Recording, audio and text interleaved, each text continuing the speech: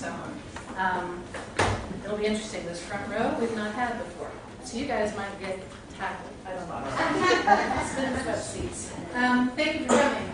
Appreciate you being here. I'm Lisa Masson, if you don't know who I am, and I've been directing Teach Drama for 9 years. And for years and years and years, the alumni have asked me to do an alumni show, and I finally broke down and did that. And it's been great fun. They're very, very talented, and it is fun to see only 2 of the actors tonight have actually played everyone. So it's kind of interesting. Some of them had no clue who the others were before the show. So it's fun to see different strata of my drama group coming together, if that makes sense. So very thankful to have you here and enjoy. Oh, this is called The Matchmaker by Thornton Wilder. He also wrote Our Town. I think there was actually a story that the play was based on. And then Hello, Dolly is a musical based on this. So there's no music. This came first.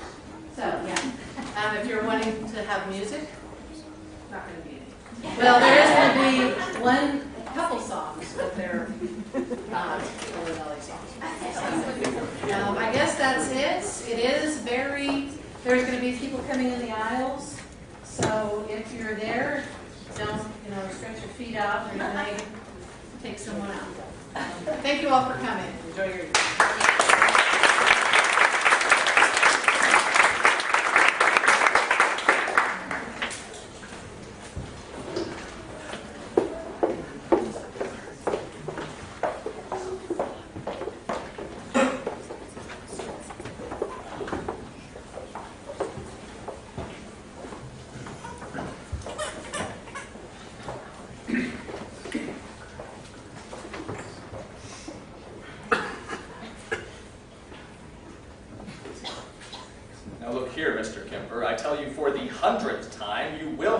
My niece. I tell you for the 1000th time that I will marry your niece, and right soon, too. Never. Ermengarde is of age, Mr. Van de Gelder. Ermengarde has consented to marry me. This is a free country, not some private kingdom of your own. Free country? Let me tell you something, Mr. Kimber. I see most people in this country are fools. There are no free countries for fools such as yourself. No. Now, I thank you for the honor of your visit, and good day. I tell you, I can support Ermengarde. I can take care of her, and I can provide a family for her. Support? You make no living.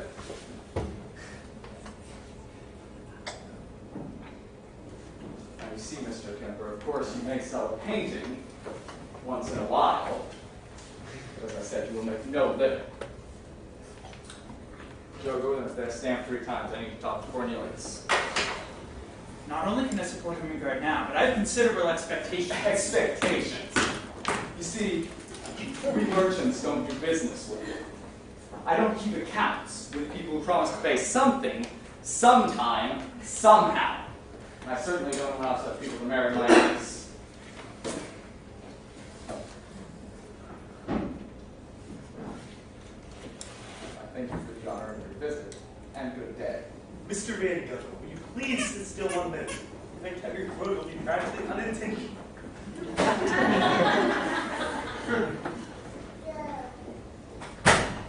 Ermengarde is of age, and from now on, you might as well know that I take this as a sign that no matter what you say, we will find a way to get married, and any way we find will be right and fair. Ermengarde is of age, and there is no law that allows you... Law! Mr. Kemper, as I said, most people in this country are fools. See, the law is there to prevent crime. Well, we men of sense are here to prevent foolishness. You see, it is I, and no law that will keep you from marrying Ermengarde. Besides, I've taken some steps already. You see, I sent her away. You sent her away? Just to get this nonsense out of her head. Ermengarde's not here. Why don't you try Peekskill or Utica? Try Syracuse or Albany. Thank you for the honor of your visit, and good morning. Everything's ready, Mr. Van de Gelder. I just finished packing the trunk. Ermengarde's been helping me. What? No, hold your tongue! Yes, Mr. Van de Gelder, everything's ready to go. Tabs all marked. I have Miss Annie's in James Street, New York. Now, death and damnation will woman, didn't I tell you it was a secret? Miss Van Dusen, 8 Jackson Street, New York. Thank you very much. Good day, Mr. Van Gelder. It won't help you, Mr. Kemper! What are you, deaf? You'd listen to do me the favor of being dumb as well. That's such a terrible Lord, save us! Yes, Mr. Van Gelder? Go and grab my niece's trunk and take it to the station. Yes, Mr. Van Gelder. Oh, wait!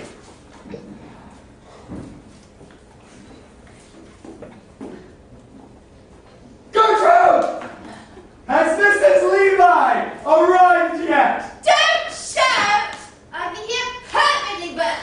Certainly the task and luggage are ready. Go and have the buggy brought around to the front of the store in half an hour. Yes, Mr. Van Gelder. Now you see, this morning I'm joining my lodge parade down to Sloydon Village, and this afternoon I'm going to New York. Now, before I go, I have something to tell you. Good news, in fact. You see, I'm going to promote you. Now, how old are you? I'm 33, Mr. Van Gelder. What? 33? Now that's a foolish age to be at. I thought you were 40. No, I'm 33. No, now you see, a man's not worth a cent until he's 40. We just pay him to make mistakes until then, don't we, Joe? Whoa, you're on it, Mr. Van Gelder. Well, I was thinking of promoting you to chief clerk. Well, thank you, Mr. Van Gelder. But what am I now? You're an impertinent fool is what you are now, Cornelius. Now, I was thinking of promoting you from impertinent fool to chief clerk. And perhaps we can promote Barnaby from idiot apprentice to incompetent clerk. Thank you, Mr. Van Gelder. That being said, I still want to talk to both of you before I go. Now, go and get my niece's trunk. Hurry up, will you? Yes, Mr. Van Gelder.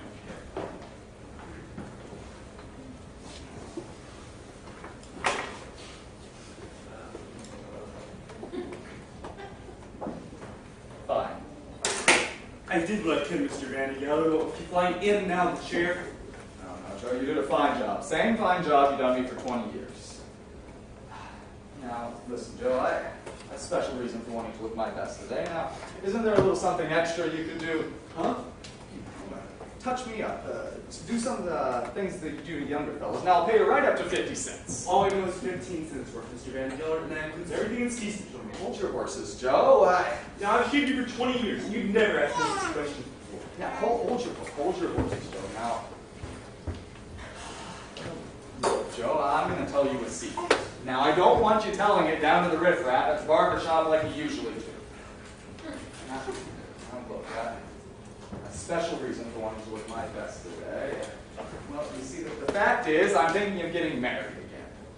And this afternoon, I'm going to call on my intended, and she's a very refined lady. You're getting married is none of my business, Mr. Van Gelder. I've done everything I know to, and charges 15 cents, just like it always was. I don't dine over here. Not even for 50 cents, I don't. No, Joe Scanlon, get out! And lastly, Mr. Van Gelder, I say you're a pretty poor judge of whose rolls into ain't. People that add onions ain't a good judge of who ate it. Onions who ain't. Good morning, ladies. Good morning, Mr. Van Gelder. Good day. The world's going crazy. The asylums can't hold them. They'll be flooding our streets soon. Well, what do you want? Oh, Uncle, you said you wanted to talk to us. Yes, of course. Gertrude, go and get my parade gallery, will you? The uniform for my lodge parade! What? Oh, yes. Lord have mercy. Ermengarde, I want you to know I had a talk with that artist. Oh, you did? Yes, I did, and I want you to know that he's a fool. Weeping and crying. Why don't you go down to New York and weep for a while and we notice? Ermengarde, all I said was that when you were old enough to marry someone who can support you. Now, I've done you a good turn, and you'll come and thank me when you're close to 50. But Uncle, I love him. I tell you you don't. But I do. And I say you don't. Now, you leave those things to me.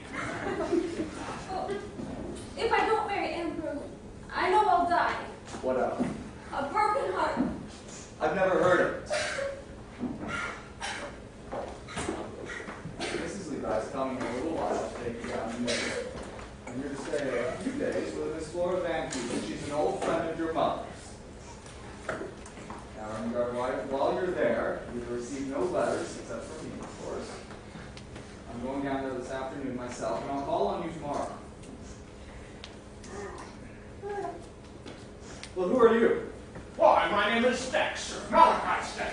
I understood you wanted an apprentice in the hay provision and hardware business. An apprentice at your age? Yes, sir. I bring a lot of experience. Well, do you have any letters of recommendation? Yes, indeed, sir. The finest recommendations. Are you ready to start? Yes. Just go and get ready some more, why don't you? Ermengarde, will you let me know the minute Mrs. Levi arrives? Yes, Uncle Horace.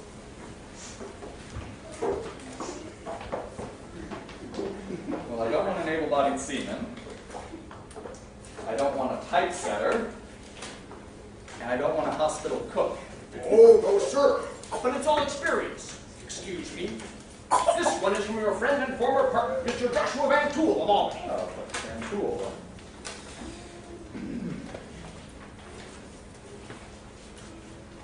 For the most part, he's honest and reliable. Occasionally, he's willing and diligent. Now you see there seems to be a certain amount of hesitation with this recommendation. Oh, well, sir, you know businessmen are writers. There's only one businessman every 1,000 years or so who can write a really good letter of recommendation. Mr. Van Tool sends his regards. I want to know if you can use me as a hay provision and hardware. No, not so bad, not so fast. Now, tell me, why did you come to Yonkers? Well, I heard you had an apprentice that was a good for nothing, and weren't you ready for another? Wits, and there's no dearth of good-for-nothing apprentices. Oh, no, sir. It's employers there's a dearth of. It seems like you hear of one dying every day. What? No, now you hold your tongue. I see you've been a valet and a barber, too. Tell me, honestly, now why have you changed your place so often? Change my place? Why, sir, when a man is interested in experience... Can you drink? Oh, no, thank you, sir. I just had breakfast. What? No, you idiot. I asked if you were a drunkard. Oh, well, why, no, sir. Looking at it from all sides, I don't even like it. Keep looking at it from all sides. Out you go. Okay.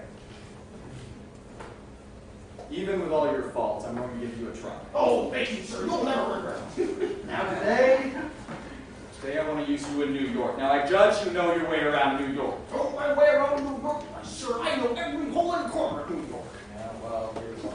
Oh, thanks. Now I want you to take that bag down to the Central Hotel on Water Street. Have them save me a room. Wait for me there, and I'll be there about 4 o'clock. Yes, sir. Oh, but first I'd like to meet those other apprentices I have to work with. No, now there isn't time. Now hurry. The train station's across the street, and it leaves in a minute. Hurry up, go! Yes, sir. You'll see, Mr. Vandergelder. You'll never regret this. I regret it already!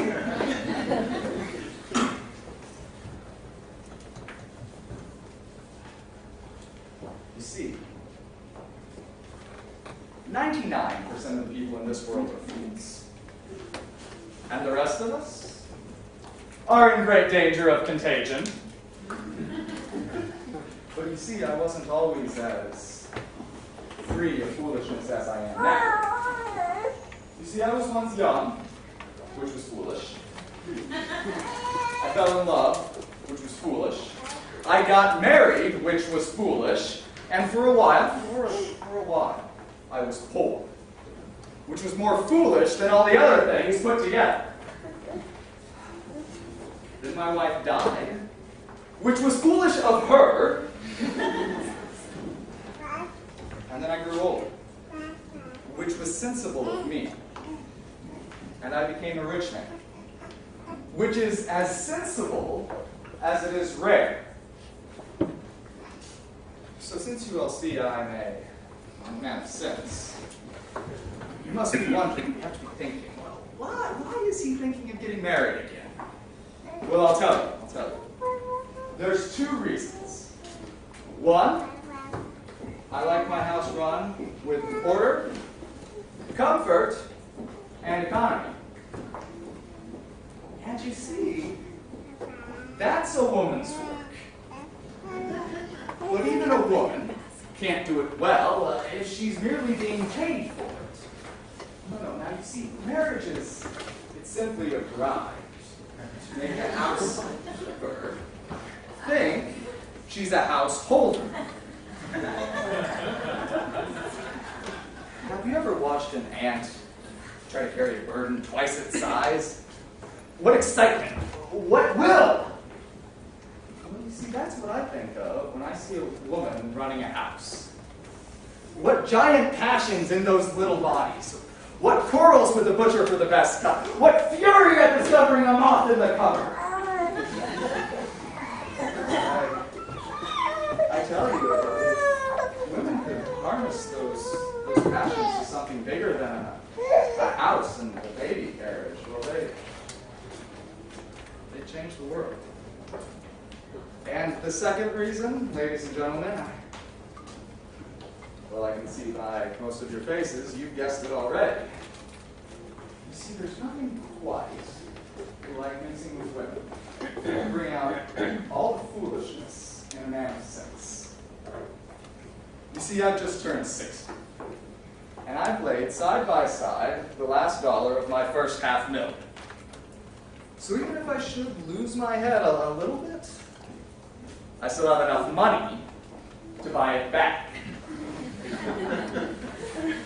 Yes, after many years of hard work and concentration, I feel I have the right to a little risk. And perhaps a little adventure. Yes, quite like all you other fools, I'm willing to risk a certain amount of security for a certain amount of adventure. Well, do think it over.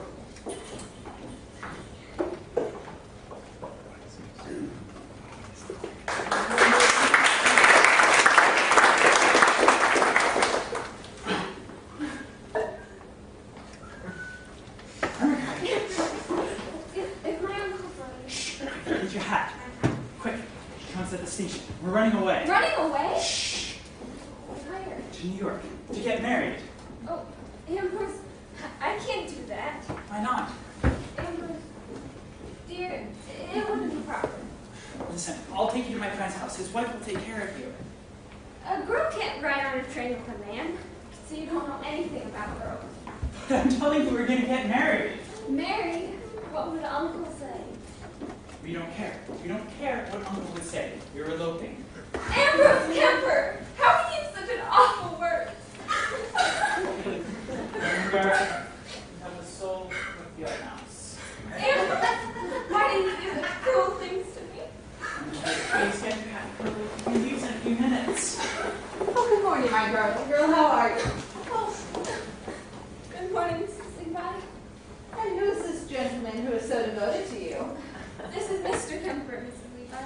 Ambrose, this is Mrs. Levi. And Dolly Levi, Warren Gallagher, delighted to meet you. Oh, Mr. Kemper, the artist. Delighted. Mr. Kemper, may I be very frank with you? You may, Mrs. Levi. This thing you are thinking of doing is a very great mistake. Oh, please, Mrs. Levi. Please explain to Ambrose. Of course, I want to get married, but to elope, I mean... My dear girl, you go in and keep one eye on your uncle. I wish to talk to Mr. Kemper alone. Now you let us know the minute your Uncle Horace is coming.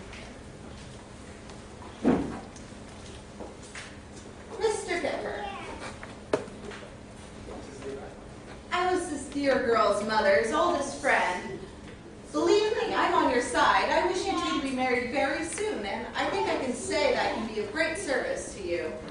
Mr. Kemper, I always get right to the point. What is the point, Mrs. Levi? Mr. Vandegelder is a very wealthy man, and Ermengarde's his only relative. But I'm not interested in Mr. Vanderbilt's money. I'm making enough to support a wife and family. Enough. Well, how much is enough when one thinks about children in the future? The future, Mr. Kemper, is the most expensive luxury in the world. Mrs. Levi, what is the point? Mr. Vandegelder wishes to be rid of Ermengarde very soon, and I think I could say I can be of real service to you. You see, if you follow my suggestions, he may even permit you to marry her. You see, he's thinking of getting married himself. What? That monster? Mr. Kemper. Married? To you, Mrs. Levi? Oh, no. I'm merely arranging it. I'm helping him find a suitable bride. Mr. Van de Gelder, there are no suitable brides. Well, I think it's safe to say that he will be married at the end of next week. What do you suggest, Mrs. Levi? I am taking Ermengarde on the next train to New York. I shall not take her to Mrs. Van Heusen's as is planned. I shall take her to my house. I wish for you to call on her at 5:30. Here's my card. Mrs. Dolly Gallagher Levi, America, Spain reduced. I beg your pardon? I beg your pardon, consultation is free. Oh, I meant to give you my other card. Here. Mrs. Dolly Gallagher Levi, or our hosiery, instructions in the mandolin and guitar. Do all these things, Mrs. Levi? Oh, 2 and 2 do make 4, and they always have. So you'll call on Ermengarde at 5:30. At 6 o'clock, I shall take you both to the Harmonia Gardens restaurant on the Battery. Mr. Van de Gelder will be there, and all will be arranged. How? Oh, I don't know. One thing will lead to another. I wish I knew how I could trust you, Mrs. Levi. You could easily make your situation worse. Mr. Kemper, your situation cannot possibly be worse. But I wish I knew what you get out of this. Well, that is a fair question. I get 2 things, profit and pleasure. How? When you hardest paint a hillside, you change everything just a little, don't you? You make thousands of little changes. You see, I'm like you artists. I'm never quite satisfied with life as it is, and so I change things. I put my hand in here, and I put my hand in there, and I watch and I listen, and I'm very much amused. Not in my affairs, Mrs. Levi. Oh, wait. I'm not quite finished yet. There is another thing. I'm very interested in this household here, and Mr. Van de Gelder and all that idle frozen money of his. You see, I don't like the thought of his money lying in great piles, frozen and motionless in the bank. Money should circulate like rainwater, setting up businesses here and furnishing a good time there. Do you understand? Yes, I think I do. New York should be a very happy city, but it isn't. My late husband, Mr. Ephraim Levi, was from Vienna. Now there's a city that understands this. I wish New York was more like Vienna and less like a collection of nervous and tired ants. So, you can meet me at 5:30. Mrs. Levi, Uncle Horace is coming. Oh, Mr. Kemper, you better get going. Now, my darling girl, Mr. Kemper and I have had the most wonderful talk. You'll see. Mr. Van de Gelder and I will be dancing at your wedding very soon. Oh, Mr. Van de Gelder, how handsome you look. Oh, you take my breath away. Yes, my dear, I shall see you very soon. Oh, and I wish Irene Malloy could see you now. But then I don't know what's come over you lately. You seem to be growing younger every day. Well, of course, allowing for exaggeration, Mrs. Levi. If man eats correctly, there's no reason he shouldn't. Oh, you've never said a truer word. Yes, of course, I'll never see 55 ever again. Oh, 55. Well, I can see by now you'll be the type that's stepping around at 100, eating 5 meals a day. You'll be just like, oh, what's his name? My Uncle Harry. At 55, my Uncle Harry was a mere boy. I am the judge of hands, Mr. Van de Gelder. Let me see your hand. Oh, Lord in heaven, what a lifeline. Where? From here to here. It runs right off your hand. I don't know where it goes. They'll have to hit you over the head with the mallet. They'll have to stifle you with a pillow. You'll bury us all. However, to return to our business, I suppose you've changed your mind again. I suppose you've given up all idea of getting married. No, not at all, Mrs. Levi. In fact, I do believe I have news for you. News. Yes, you see, well, I've practically decided to ask Mrs. Malloy to be my wife. You have. Yes, I have. Oh, you have? Well, I suppose that's just the best news in the world. I couldn't be happier. There's nothing more for me to do here than to wish you every happiness in the world and say goodbye. Oh, Mrs. Levi, surely I thought. Well, I did have another suggestion to make, but you're going to marry Irene Malloy, so I won't. What suggestion, Mrs. Levi? Well, I had found another girl for you. Another. Oh, the most wonderful girl, the ideal wife. Another, huh? Well, what's her name? Her name? Yes, her name. Her name? Yes, of course, her name. Ernestina Simple. Yes, Miss Ernestina Simple. Ernestine.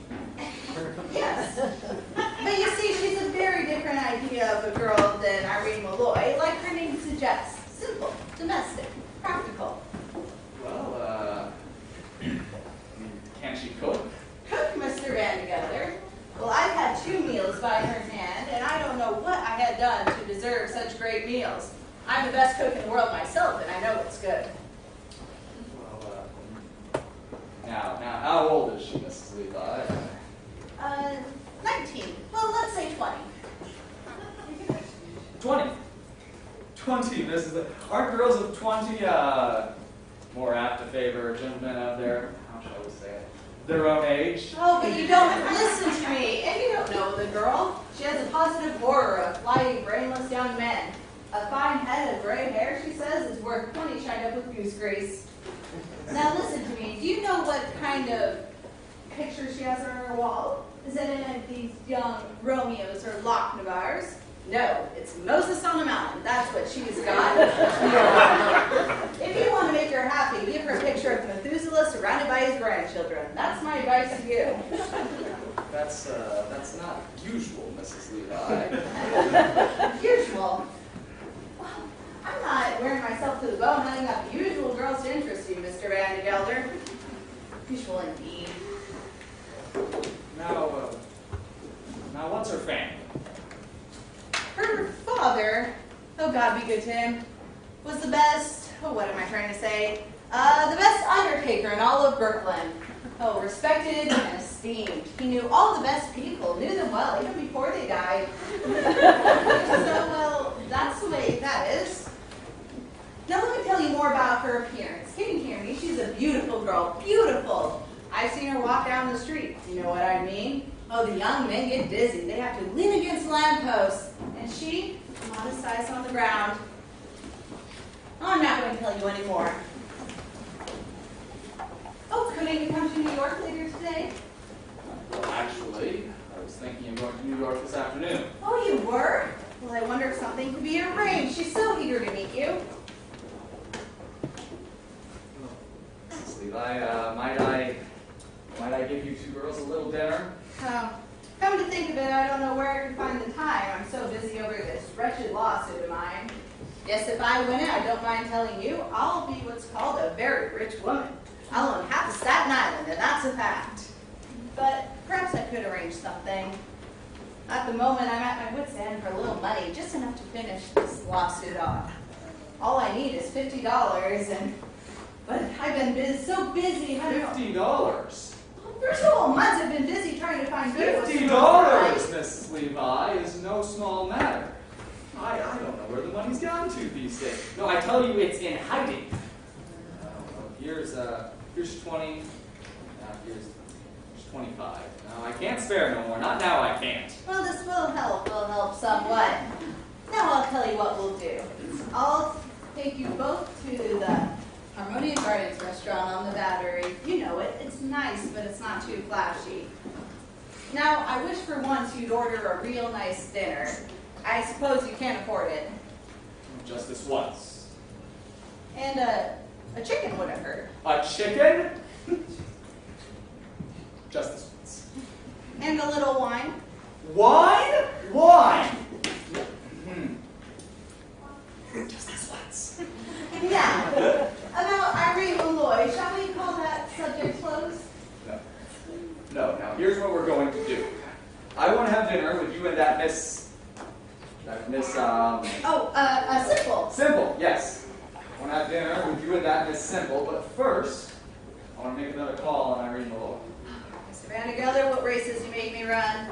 Oh, very well. I'll meet you at 4:30 in front of those benches in front of Mrs. Malloy's hat store as usual. The buggy is here, ready for the parade, Mr. Vandegelder. Go and grab Barnaby. I want to talk to both of you. Yes, Mr. Vandegelder. Now do put your thoughts in order, Mr. Vandegelder. can't keep on upsetting and disturbing the finest women in all of New York unless you mean business. I mean business, all right. Well, I should hope so. After all, you're playing a very dangerous game here. Dangerous, Mrs. Levi. Well, of course it's dangerous, and there's a name for it. You're tampering with these women's affections. And the only way to save yourself now is to be married to somebody by the end of next week. So think that over.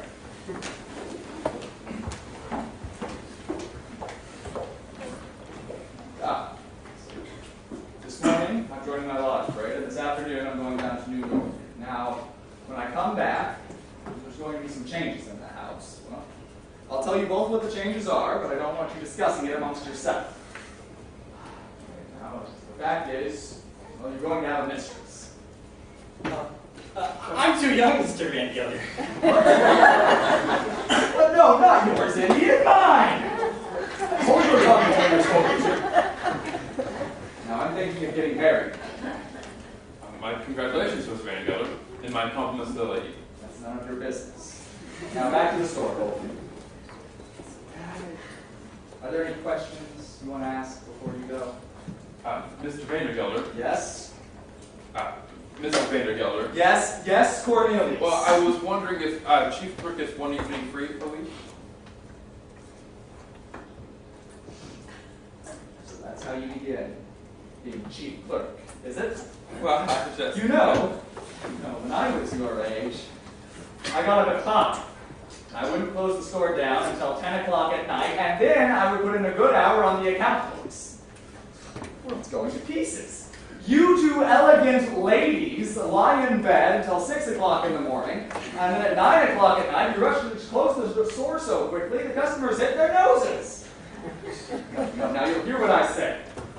We'll both attend to the stores, but on Friday and Saturday night, you'll stay open until 10. This is the first time I've been away from the store overnight, and when I come back, I want to see that things have been run perfectly in my absence. And if I hear of any foolishness, I will discharge you. An evening free. You know, if you keep asking for all your evenings free, you'll find yourself with all your days free. Oh, and don't forget, remember, put the lid on top of the sheep dip.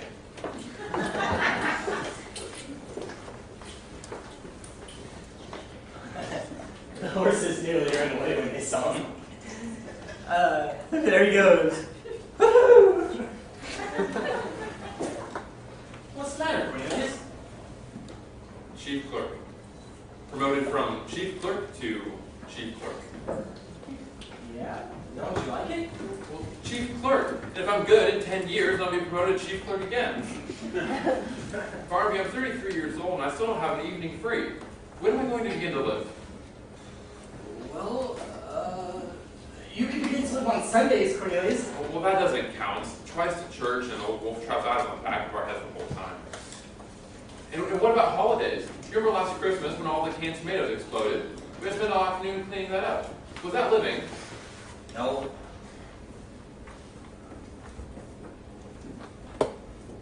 Barnaby,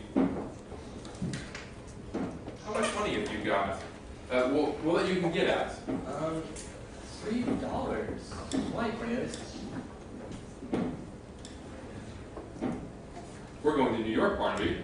Cornelius, we can't. Close the store? Some more canned tomatoes are going to explode. Holy cabooses! How do you know? They're rotten. All we have to do is just roll a mattress underneath them, and they'll make such a mess that customers can't come to the store for 24 hours. That'll buy us the evening free.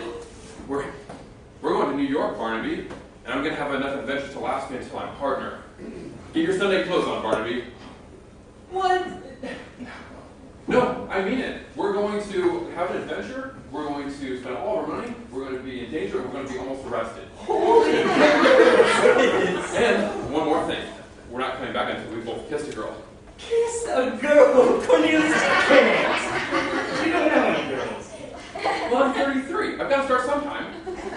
I'm only 17, Cornelius. It's not so urgent for me. Well, Barnaby, don't start laughing down on me now. If we get discharged from here, we can join the army.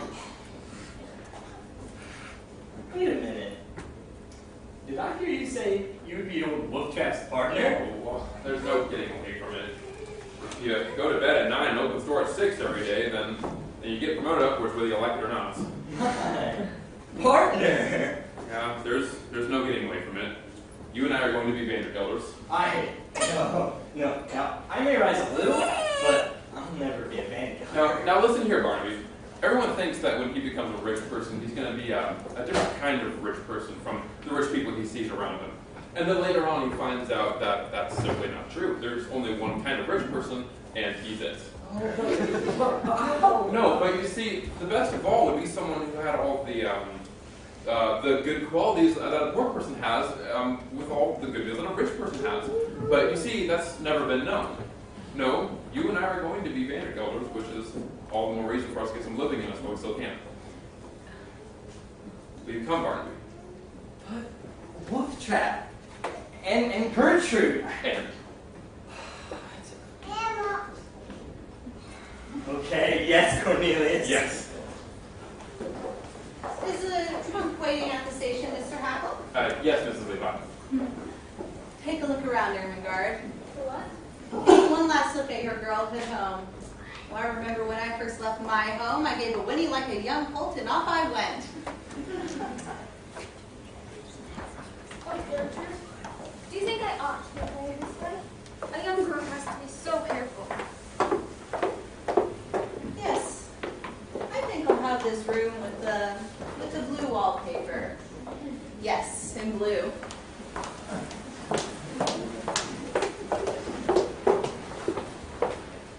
Alright, it's all clear here, Cornelius. Hey, Cornelius, hold the candle steady a minute. Alright, the bottom row's alright, but try the top now. Oh, they're swelled up like they're getting ready to bust. Holy conversion! Oh, Cornelius, I can smell it here. Get your Sunday clothes on, Barnaby. We're going to New York.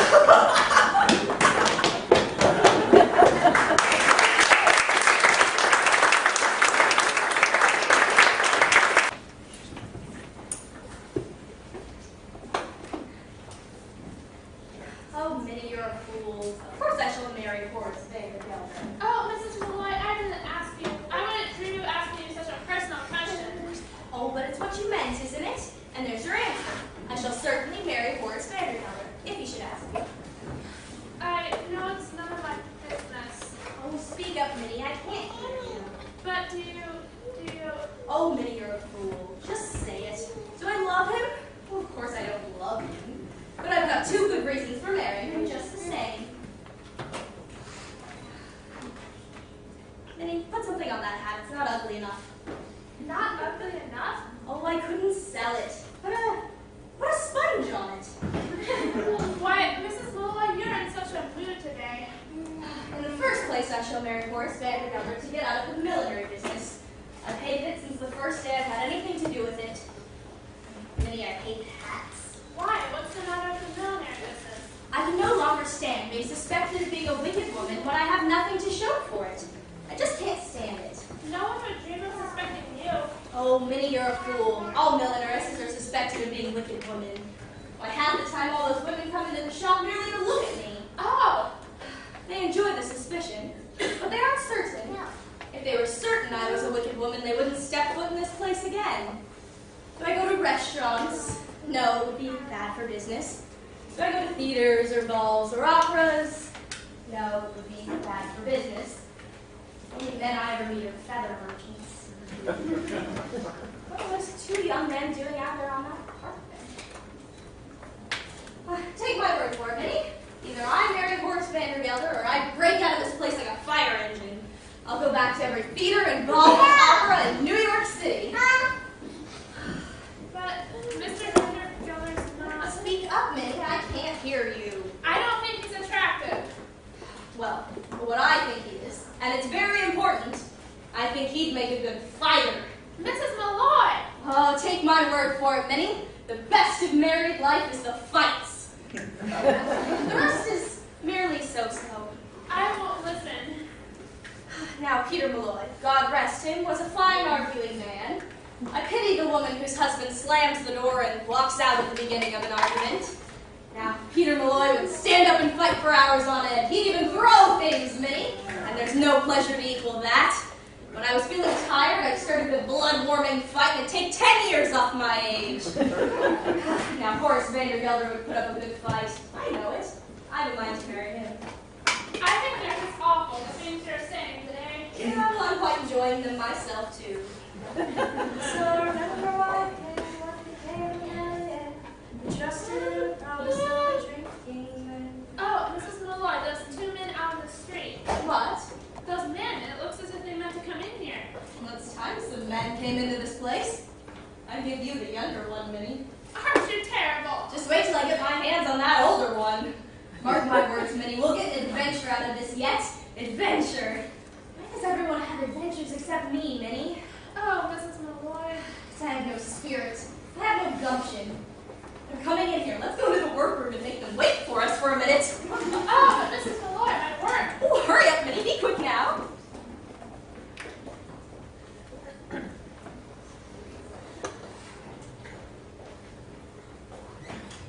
Nobody's here. Well, where'd those women go? I just saw them. Oh, that's Wolf's trap, all right. We'll just have to wait here until it passes by. Well, sitting down on that bench now, so maybe quite a while. We should make conversation until he leaves. Maybe we should buy a hat. I wonder how much hats cost. Barnaby, how much money have you got left? Okay, so there's 40 cents for the train, 70 cents for dinner. Oh, 20 cents to see the whale. Yeah. All right, boss. So I have 70 cents, Cornelius. Okay, well I have $1.75. What you know how much hats cost? Is this an adventure, Cornelius? No, but it may be. I don't know. I think it is. I mean, there we wander around New York all day, and nothing happens, and then we come to the quietest street in the whole city, and suddenly, Mr. Van Gelder appears. I think it's an adventure, Cornelius. I think, Cornelius! That Miss Levi's there now. Oh, she's sitting down on the bench with them. Well, what do you know? We know one person all of New York City, and there she is. I think if our adventure came around now, I'd be too tired to enjoy it. Don't say things like that, Barnaby. When you're in an adventure, you'll know it. Well, maybe I wouldn't. Cornelius, let's arrange a signal for you to give me whenever we're in an adventure. Okay. For instance, Cornelius, you could say, you say pudding. You say pudding to me if it's an adventure we're in. I wonder where the lady is who owns the store. What was her name again? Mrs. Malloy Hats for Ladies. Mrs. Malloy's hat for lady. I should think over what I should say when she comes in. Good afternoon, Miss Malloy. Wonderful weather we're having. We've been looking everywhere for some beautiful hats. Oh, that's fine, Cornelius. Good afternoon, Miss Malloy. Wonderful weather we're having. We'll make her think we're very rich. We've been everywhere looking for some beautiful hats. Good afternoon, Mrs. Malloy. Barnaby, keep an eye on the window the whole time, would you? Wonderful weather we're having. We've been looking everywhere for some beautiful hats. Oh, good afternoon, gentlemen. Have I kept you waiting? I'm sorry. Here, Cornelius Hackle. Here, Barney Tucker. Happy to meet you. Perhaps I can help you. Won't you sit down? Well, thank you. We will. You see, Mrs. Malloy, we are looking for some beautiful hats. Is that so? Yes, we've been everywhere. And you know what they said? They said, go to Mrs. Malloy, they said. And here we are. Only place we could go. Well, now that's very complimentary. And you know what? They were right. They were all right. You wish to choose some hats for a friend? Yes, exactly. Yes, exactly. Maybe 5 or 6? 5. 5. You see, Mrs. Malloy, money's no object to us. None at all. Why, Mr. Hackle? Well, I beg your pardon just a moment. What an interesting street you have out here. Passers by and, well, something new happening every minute. You're from out of town, Mr. Hackle? Yes, ma'am. Barnaby, keep one eye out and street, and you won't see that in Yonkers every day. Oh, yes, I will. Not always. Now this friend of yours, Mr. Hackle, couldn't she come in someday and choose some hats for herself? Oh, no, you see, it's a surprise. Indeed. Well, that may be a little difficult. I mean, it's not entirely customary. Your friend is very interested in the street, Mr. Hackle. Yes, he has reason to be. You're from out of town? Oh, yes, ma'am, Yonkers. Yonkers. Yonkers. Well, you should know Yonkers, Miss Moy. Well, the Hudson River drives Palisades. Well, some say it's the most beautiful town in the world. Well, that's what they say. Is that so? Yes. Well, if you happen to have a Sunday afternoon free, or well, we'd like to show Yonkers sometime. You know, it's very historic too. Well, that would be very kind of you. Well, perhaps. Now I'm going to show you some hats. Was there a would Mr. Moy like to visit Yonkers as well? Oh, I'm a widow, Mr. Hackle. That's terrible. I'm sure Miss Moy would have enjoyed Yonkers. Very likely. Now this friend of yours, Mr. Hackle, is she light or dark? Oh, don't worry about that now. I'm sure any hat you choose would be perfect. Oh, really? Do you like this one? Well, fine. Barnaby, look. Oh, yeah. That's fine. That's the most beautiful hat I've ever seen, Miss Moy. Your friend is acting very strangely, Mr. Hackle. But acting strangely. When the street's nice and clear, come back and talk to us. Oh, yes. What was I saying? Oh, Yonkers, Miss Malloy. You should know Yonkers. Well, as a matter of fact, I know someone from Yonkers. Really? Perhaps you know him, although it's always so foolish to ask in cases like that. It's Mr. Vandergelder. What? Then you do know him. Horace Vandergelder? Yes, that's right. Oh, no, never mind. No. I say, what an interesting story you have. Where does this door lead to? Why, Mr. Hackle, that's my workroom. Really, an attractive shop. All these wonderful doors and cupboards and coats for ladies. And Barnaby, look at this table with a low-hanging cloth. Perhaps your friend would like some of this new Italian straw. Mr. Vandergelder's a very substantial man and we're very well liked, they tell me. Oh, yes, wonderful man. Oh yes, charming. Yes, he only has one flaw, as far as I'm aware. He's hard as nails. But aside from that, as you say, charming. And a large circle of friends. Yes, 5 or 6. 5. I suppose he comes and calls on you here from time to time? This summer we'll be wearing ribbons on our backs. Yes, as a matter of fact, I'm expecting a call from him this afternoon. I think... Now to show you some more hats. Cornelius, I think... look out! I beg your pardon, Miss Moy. Gentlemen, what are you doing? Get out of there right this minute! Please, help us out just this once. I'll explain everything later. Mr. Hackle! We're as innocent as can be, Mrs. Malloy. But really, gentlemen, I can't have this. What are you doing? Cornelius! Pudding. Good afternoon, Irene. How are you? Oh, how well you look.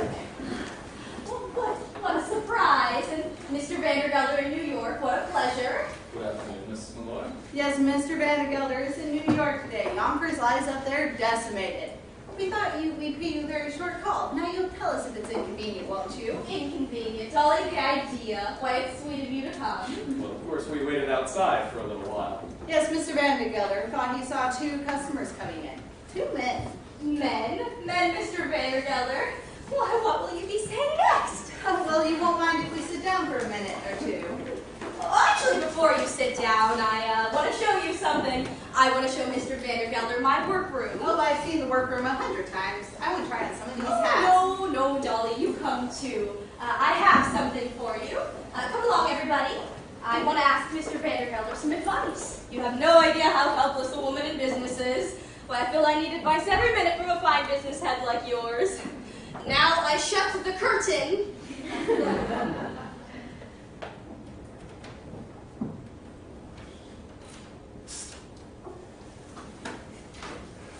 Maybe she wants us to go, Cornelius. No, I won't leave. She thinks we're just foolish fellows. Well, what are we going to do when Mr. Vandegutter goes, Cornelius? I don't know. I wouldn't want her to think badly of me. Perhaps we should buy a house. Here, give me all the money you have. Sure, it's different in there. All those perfumes. It's a woman's world. I think I like it. I like it where I am too, Cornelius. Only I'd like it more if I had a pillow.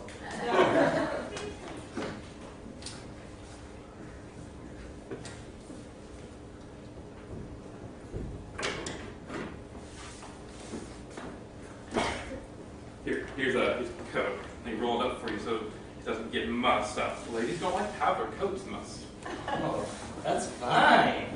Now I can just lay here and listen to Mr. Vandegutter talk. We're wearing ribbons down our backs. I wonder what she meant by that. Cornelius, can I take my shoes off? Isn't the world a wonderful place? All this time we've been cooped up in Yonkers and there's been wonderful people like Mrs. Malloy walking around and we don't know any of them. My, what a wonderful woman she is at that. I don't know if you can tell from where you're sitting, the way her brow and cheek come together, or the way that fireworks shoot her eyes constantly. I tell you, the greatest work of God is to find a woman, and the pyramids in Niagara, they aren't in at all. And there's women are so different from men. They have this facade about them, this wall of pride and play acting, and I bet you could know a woman 100 years and you'd never really know whether she liked you or not.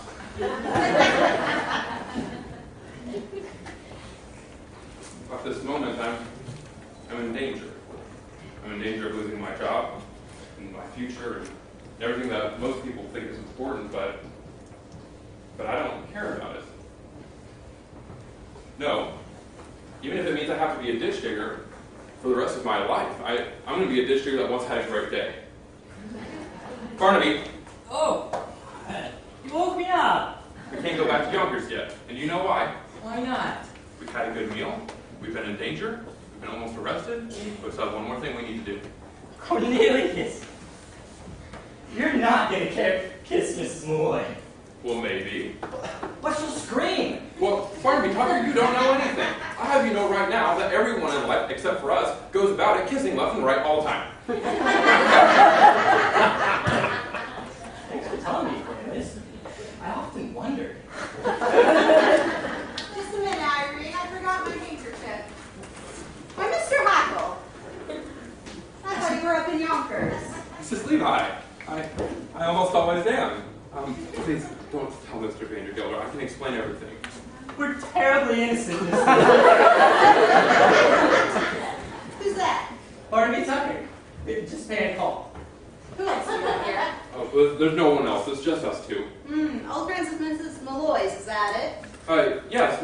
Well, actually, we've only known her a minute or so, but we really like her a lot. Yes. And I think she's the finest person in the world. And, well, I don't know if I mind everyone knowing that. I see. And does she think you're the finest person in all the world? Oh, no, I doubt she even knows whether I exist or not. Well, I suppose she'd notice you alive in her cupboard there. You better get back into it before someone finds you. Thank you, Mrs. Levi.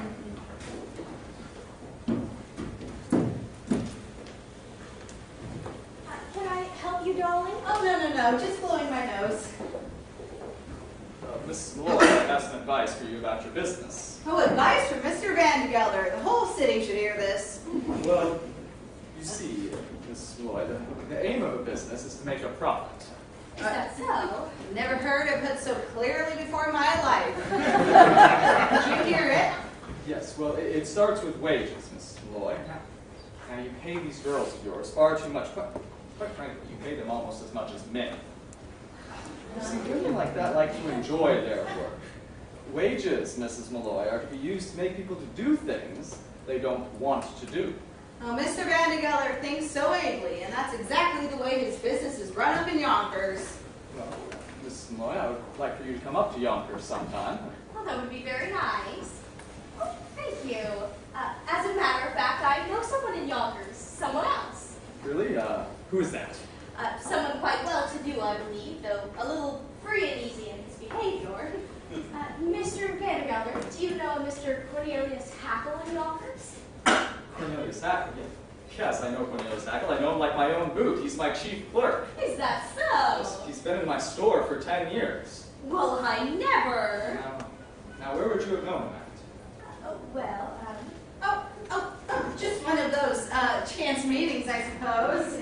Yes, one of those chance meetings. Chance meetings? No. Now, Cornelius Hackle has no right to chance meetings. Now, where would you have known that? Oh, really, Mr. Vandergelder, it's very unlike you to question me in such a way. I think Cornelius Hackle is far better known than you think he is. Nonsense. Well, he's in New York often and very well liked. Well, the truth might as well come out now as later. Irene is quite right. Mr. Hackle is in New York often, has an army of friends. Why, everyone knows Cornelius Hackle. No, he never comes to New York. He works all day in my store, and then at 9 o'clock at night, he goes to sleep in my brand room. So you think, but it's not true. Dolly Gallagher, you're crazy. But when you keep your nose buried so deep in your account books, you don't know what goes on. Yes, it's true. By day, Cornelius Hackle is your faithful and trusted clerk. You're right about that. But by night, well, he leads a noble life, that's all. He's at the opera and all the famous restaurants and all the fashionable homes. Why, he's at the Harmonia Gardens restaurant 3 nights a week. The fact is, he's the wittiest, gayest, naughtiest, most delightful man in New York. He's just the famous Cornelius Hackle. No, it's not the same man. If I ever thought Cornelius Hackle came to New York, I would discharge him. Well, who pulled the horses off of Jenny Lynn's carriage and pulled her through the streets? Who? Cornelius Hackle. Who dressed up as a waiter from the Fifth Avenue Hotel and picked up an oyster and dropped it right down Mrs. Oh, it's too wicked to tell you. Oh, no, Dolly, go on, tell it. No, but it was Cornelius Hackle. Well, now it's impossible. Now, where would he get the money? Oh, but he's very rich. Rich? No, I keep his money in my safe. He is exactly $146.35. Oh, Mr. Vandergelder, you're killing me. He's one of the Hackles. The Hackle. Yes, they built the Raritan Canal. Then why would he work in my store? Well, I'll tell you. No, I don't want to hear it. Now, I've got a headache. I'm going home. It's not the same man. He sleeps in my brand room. You can't get away from the facts. I just made him my chief clerk. If you had any sense at all, you'd make him partner. Now, Irene, I can see you were taken with him just as everyone is. Oh, I only met him once, and it was very hasty. Oh, yes. But I see you were taken with him all the same. Now, you don't go off and marry him. Oh, Dolly, what are you saying? Oh, well, perhaps it would be fine, but be careful. He breaks hearts like hickory nuts. Who? Cornelius Hackle. Mrs. Malloy, how often has he called on you? Really, Mr. Vandergelder, I'm telling you the truth. I've only met him once in my life. Dolly Levi's been exaggerating so. I don't know where to look. Oh, excuse me, Mrs. Malloy. I must get together that order for Mrs. Parkington. Oh, yes, we must get that off before closing. I want to send it off by the errand girl. Oh, I almost forgot the coat. Oh, I'll get that, Minnie. Oh, there's a man! Yes, Minnie, you imagine it. There's a man! You're tired, dear. Minnie, hold your tongue. Now, there's a man in there. We'll get him out. Whoever you are, you come out of there. Oh, calm yourself, Mr. Vandergelder. There's no man in there, see? Tricks on her. Now, come on, sit down. What were you saying? Now, sit down. Well. Oh, God bless you. Yes, there's a man in there. It's very sweet of you to come see me, but for the present, I'll explain it to you all another time. Good afternoon, Dolly. Good afternoon, Mr. Vandergelder. You're protecting a man in there. There's a very simple explanation, but for the present, good afternoon. The room's crawling with men. I'll never get over it. I don't believe my own eyes. The world's gone crazy. Oh, come on, Mr. Vandergelder. We must go meet Ernestina Simple. Yes, of course. Mrs. Malloy, I shan't trouble you again, and vice versa.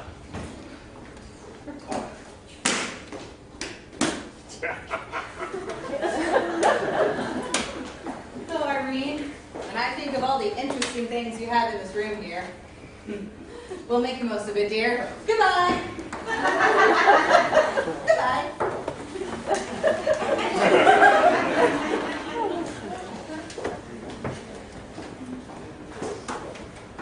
So that was one of your practical jokes, Mr. Hackle? No.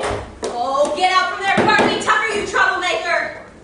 There's nothing to be afraid of, Minnie. I know all about these gentlemen. You think because you're rich you can make up for all the harm you do, is that it? No. Minnie, this is the famous Cornelius Hackle who goes around New York tying people into knots. How do you do? And that's Barnaby Tucker, another troublemaker. How do you do? Minnie, pick out yourself any coat and hat in the store. We're going to dinner. I beg your pardon, Mrs. Malloy. Oh, if this Mr. Hackle is so rich and gay and charming, he's going to be rich and gay and charming to us. So he dines out at the Harmonic Gardens restaurant 3 times a week, does he? Well, he's taking us there now. Minnie, you and I have been respectable for years. Now we're in disgrace. Might as well make the most of it. Jail, Mrs. Malloy. Jail, Mr. Hackle. Officer Cogerty does everything I tell him to do. Come into the workroom with me, Minnie. I know some ways we can freshen up our appearance. Be back in a minute, gentlemen. Mrs. Malloy, I actually had heard of a wonderful restaurant down at the railway station. Railway station? Railway station? No, sir, certainly not. You're going to give us a fine dinner in the heart of the fashionable world. Go on in, Minnie. Don't you boys forget that you made us lose our reputations, and now the fashionable world is the only place we can eat.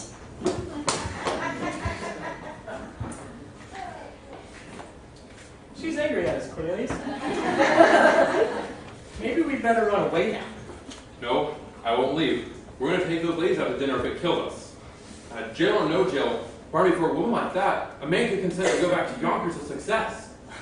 Listen, all I know is no woman is going to make a success out of me. Barnaby, we're taking these women out to dinner, so grit your teeth.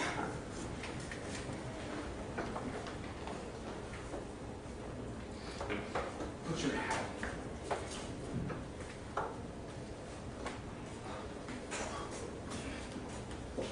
Gentlemen, the cabs are at the corner, so forward march. Actually, I had a thought, Mrs. Malloy. How far is Harmonic Gardens from here? Couldn't we just walk? Minnie, take off your things, we're not going. Miss Malloy. I don't go anywhere I'm not wanted. Good night, Mr. Hackle. I'm not very happy to have met you. Mrs. Malloy. I suppose we're not fashionable enough for you? No. Well, then I won't be a burden to you. Good night, Mr. Tucker. Mrs. Malloy, we want you to come to dinner with us, more than anything in the world. No, you don't. Look at them, Minnie, the pair of them, scowling. But please, Mrs. Malloy. Then smile. Go on, smile. And that's not enough. Minnie, get your things, we'll get our own supper. Smile, Barnaby, you louse. My face can't smile any stronger than that. Well, then show some interest. Do something lively. Sing. But I really can't sing, Mrs. Malloy. We're wasting our time, Minnie. They don't want us. But all we know are sad songs. That doesn't matter. If you want us to come, then sing. Okay, alright. I'm singing. Store? I'm in a store. And I'm Singing. singing. We're in a store. And we're singing. Yeah. We'll come. You boys go on ahead. Minnie, you lock the front door and I'll get to work for you.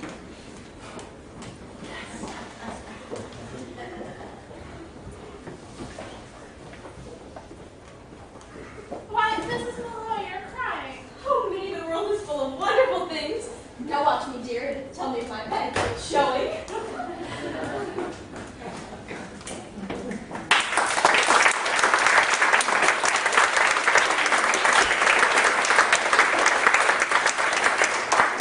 We're going to take a very brief 5 to 10 minute intermission, so good. Any mistakes? I want a table for 3. Okay, for 3. There will be 2 ladies and myself. It's a bad combination, Mr. Vandergilder. You'll regret it.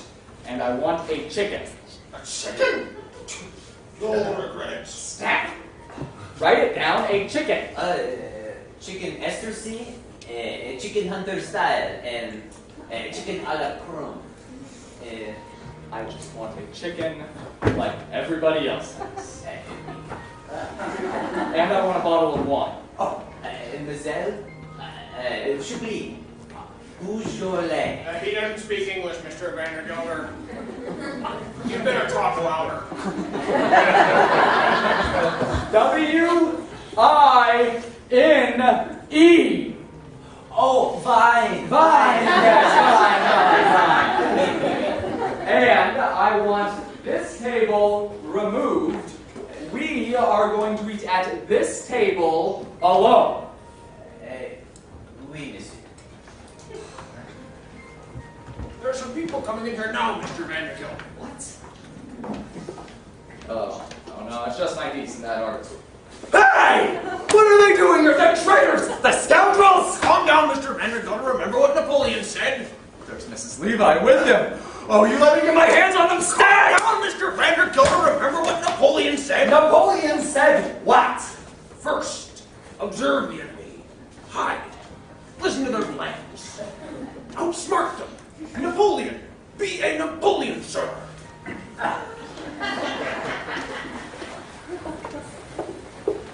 Now, Ermengarde, dear, enjoy yourself. Do enjoy yourself. And remember, there's nothing wicked about being in a restaurant. Why, there's nothing even wicked about being in New York. That's just something clergymen make up to fill out their sermons. Oh, don't worry. I found some nice private rooms upstairs just for shy, timid girls like us. I'll join you both in a moment.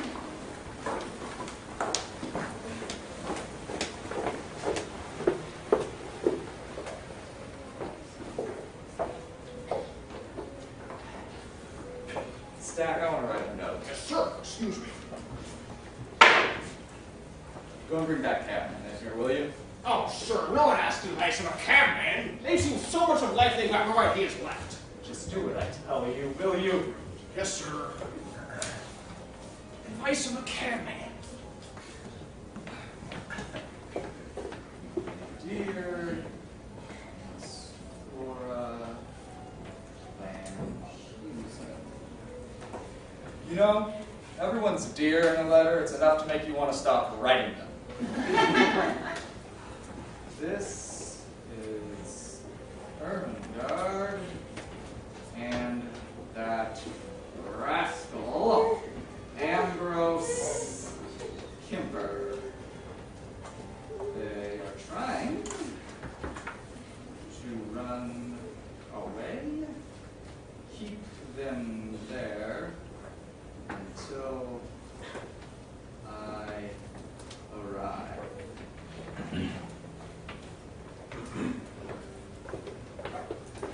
What does he want? I want to talk to you. I'm engaged. My parties are waiting. I understand. Now, how would you like to earn $5? I don't know. Never tried.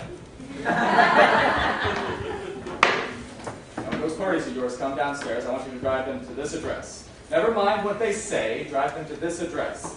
Ring the bell and give that note to the lady at the house. See that they get inside and then keep them there. Even if I just don't understand. If I can't make people go into houses that I don't want to go. For $10, you can. Even for $10, I can't do it myself. This fellow here will help you. Huh? Now I'm pushing people into houses.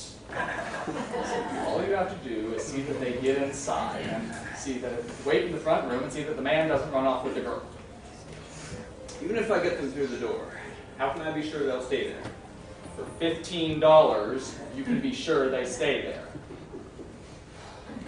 Murder starts at 25.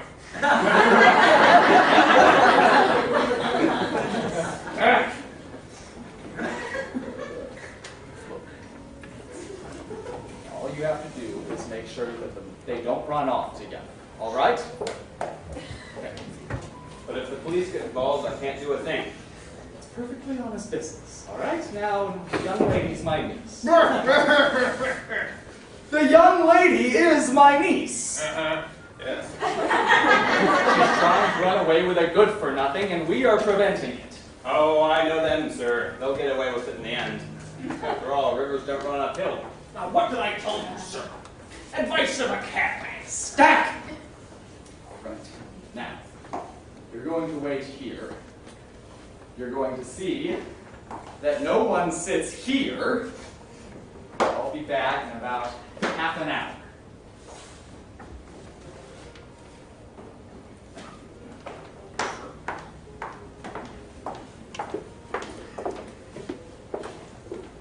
Who's your friend? Friend? That's no friend.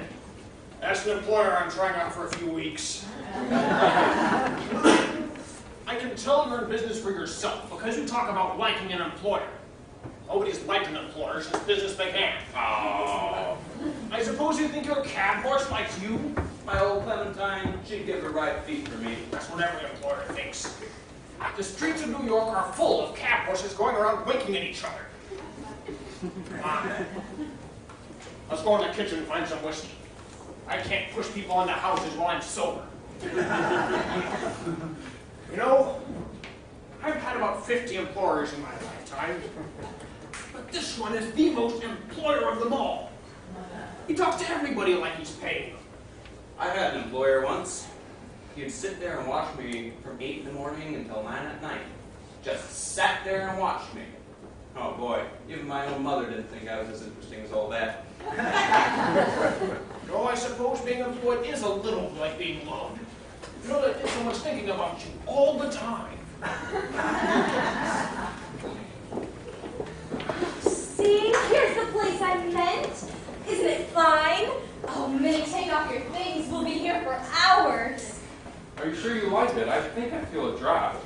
Oh, indeed, I do like it. It's private and it's elegant. We're going to have a fine dinner right in this room. Now we're going to do away with our troubles and call each other by our first names.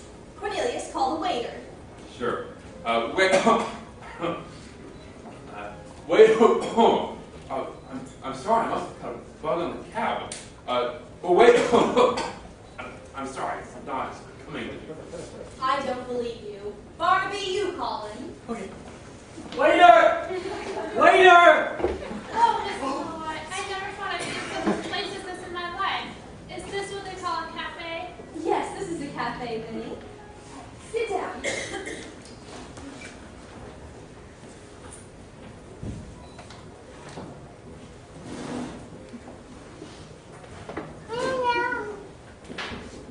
Cornelius, Jenny Lind and all those other ladies, do you see the girl time? Oh, well, you see, Irene, I put them right out of my mind.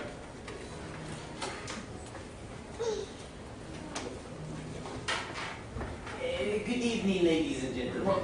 Hello, Fritz. Fritz, my friend, how are you? I am Rudolph. Oh, Rudolph. Rudolph, of course you are. Say, me and my company, we're very hungry. We'd like to get something to eat. We know if you have the time. I know how busy you are. Cornelius, there's no need to be so familiar with the waiter. Oh, yes, sir. Minnie, what do you want to eat? Just anything, Irene. No, speak up, Minnie. What do you want? No, really, I have no appetite at all. I'll take some sardines on toast and a glass of milk.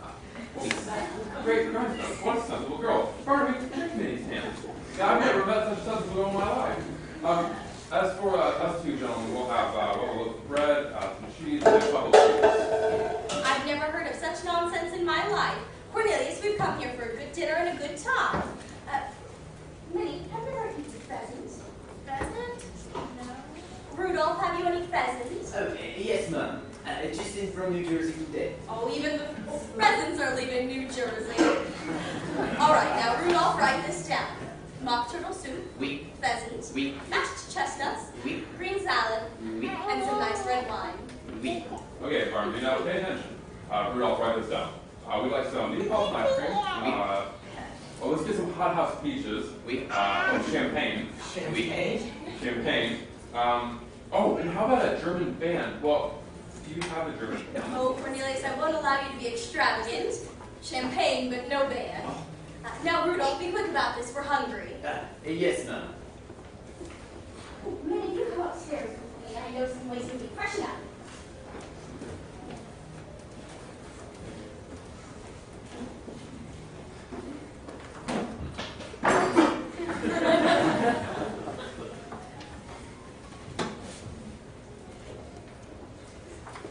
Cornelius. They say in the army that you have to courage. By the time we get out of the old men's home, we can just. By the time we get out of the army, we can just switch to the old men's home.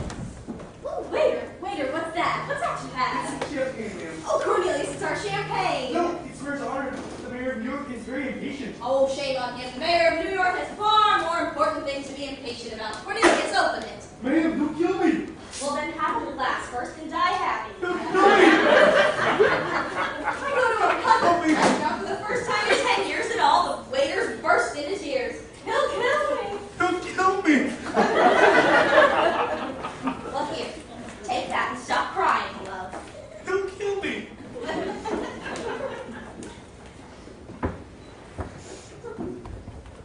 Barnaby, make a toast. Okay.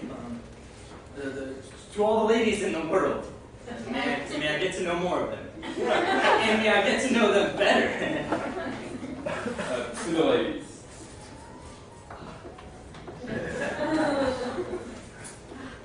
That was very sweet and very refined. For that, Minnie, I'm going to give Barnaby a kiss. Oh! Now, hold your tongue, Minnie. I could have been his mother, and a dear wee mother I would have been, but Barnaby, this is for you from all the ladies in the world. I can go back to Yonkers, Cornelius. Pudding!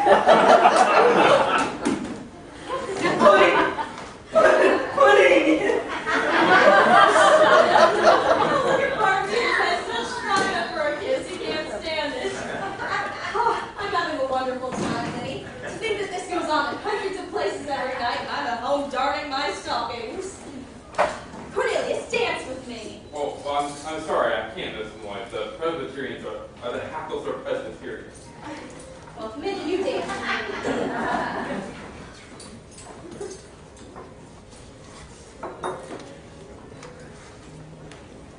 Oh, lovely music. Oh, my Minnie, you dance beautifully. Oh, wait, no dancing no work for me. You're not watching, I mean. Oh, you thought I'd be cross, so you didn't ask me to dance.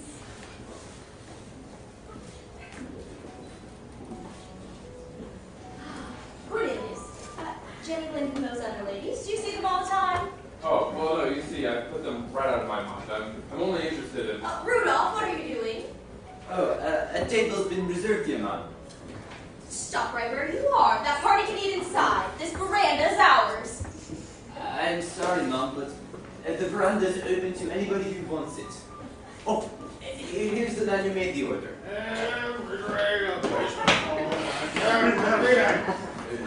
Take your table away from here. We got here first and we're going to stay here. Cornelius, throw him out. And I employer reserved this table at 4 o'clock this afternoon. He was going to eat in the restaurant. He requested specifically that he have this table alone. Nonsense. We got here first and we're going to stay here. Alone, too. Ladies and gentlemen, I have a suggestion. Shut up, you. You're an impertinent, idiotic killjoy. That's an insult. All the facts about you are insults. Cornelius, do something. Knock it over. The table. Well, we'll knock it over. Ladies and gentlemen, if you want to eat alone, you have to go upstairs. This area is open to anybody who wants it. I'm sorry, but that is the rules. Cornelius, knock it over. Well, knock it over. Oh, No! Wait till she got a fire! Well, there you go. Get away from that table. Get back now. You!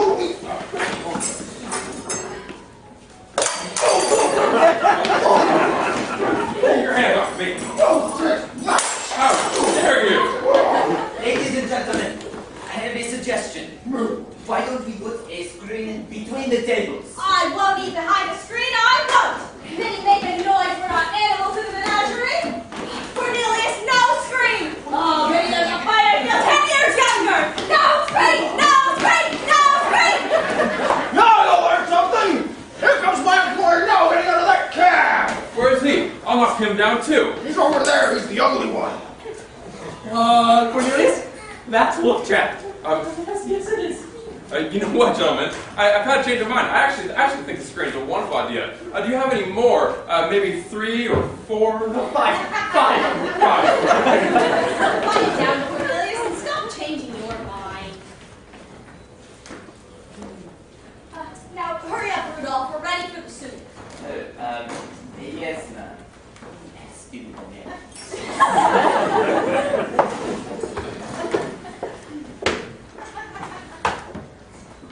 Stack! What is this? You know I asked for a table alone. Now what the hell is this? Did what I could, Mr. Vandergilder. You wouldn't believe what wild savages the people of New York are. This woman over there, Mr. Vandergilder. Civilization hasn't touched her. Everything's wrong. You can't even manage a simple thing like this, can you? Now help me off with my coat. Here we go, sir. Here we go. No, don't kill me! No! No! Voice again. I don't know how to. Barnaby, can you say the word? Well, then put your heads together and hold this up. Stack, who are those people over there? Oh, it's just some city sparks out entertainment rules. What goes on in the big city, Mr. Vandergilder? It's best not to think about it. Yes. Now, that couple hasn't come down from upstairs yet. I certainly hope they haven't gone off without you seeing them. No, sir. The cabman and I have kept our eyes on everything. I'm sure you have. So I'm going to wait here for my guests. You can go out and join the cabman. Yes, sir. What's this? A purse? Did you drop something, Mr. Vandergilder? No. Don't bother me. Just do as I tell you! The purse. That fellow over there must have dropped it in that misunderstanding about the screen. So return this immediately. You're surprised? You're surprised I'm trying to return this money so quickly. Well, I'll explain them. You see, there was a time when my chief interest was picking up things that didn't belong to me. The law is there to protect the property, sure, but the law doesn't care whether or not the property owner deserves his property or not. And the law must be corrected. There are several thousands of people in this country, ladies and gentlemen, actively engaged in correcting the law. For a while, I too was engaged in the redistribution of superfluities. A man works all his life and lives in millions to his widow. And what does she do? Why, she lives in hotels and eats great meals and plays cards all afternoon and evening with 10 diamonds on her fingers. Or the man leaves it to his son, who spends his days leaning against a bar going a bartender. Now, stealing is a weakness. There are some who say that you should have no weakness, no vices. But if a man has no vices, he stands in great danger of making vices out of his virtues. And we all know what a spectacle that is. Men who are monsters of philanthropy and women who are dragons of purity. People who tell the truth, though the heavens fall. And the heavens fall. Oh, my friends, keep one vice. Cherish it in your bosom. Give it the attention it deserves and let your virtues spring up modestly around it. Then will you have the miser who is no liar, and the drunkard who is a benefactor to an entire city. Well, after I'd had that vice of stealing for a while, I found another vice. I took to whiskey, and whiskey took to me. And I learned a very important rule, ladies and gentlemen, that I'm going to share with you this evening. Never carry two vices.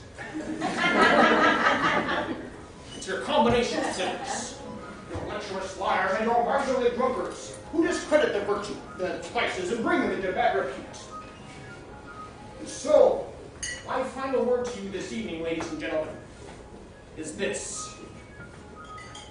One vice at a time. Excuse me, sir. Can I speak with you a minute? Oh, yes. I'd like to apologize about the whole misunderstanding with the screens. Yes, I'm very sorry. Oh, think nothing of it. Say, what's your name? Why, my name is Snatch, sir. If you ladies will excuse me, I'd like to speak with you a minute. Listen. Have you lost anything this evening? Well, if I'm being honest, Mr. Stack, I think I've lost everything. There it is. Don't mention it. You know what this is? This is a miracle. Barnaby, come here. Barnaby, this is Mr. Stack. I want you to shake his hand. He found our purse full of money. Oh, you wonderful man, Mr. Stack! Well, I'm very happy I went to church all these years and meeting people like you. Well, say, where do you work? Well, I've just begun. I work for Mr. Vandergelder of Yonkers. That's so. Well, say, I know you don't need this, but, well, here, why don't you take this? Oh, wow. Well, here, and take that. There was really nothing. Here, and this. I really should be going. Oh, here, and take this. No, I like it. I like it.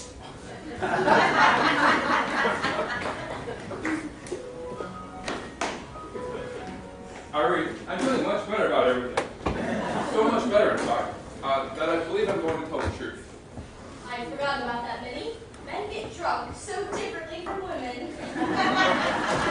All right, what's the truth? Well, before I do, I was wondering if maybe I could put my arm around your waist. Oh, hold your tongue, Minnie. All right, you can put your arm around my waist, just to show it can be done in a gentlemanly way. But I might as well warn you, a corset is a corset.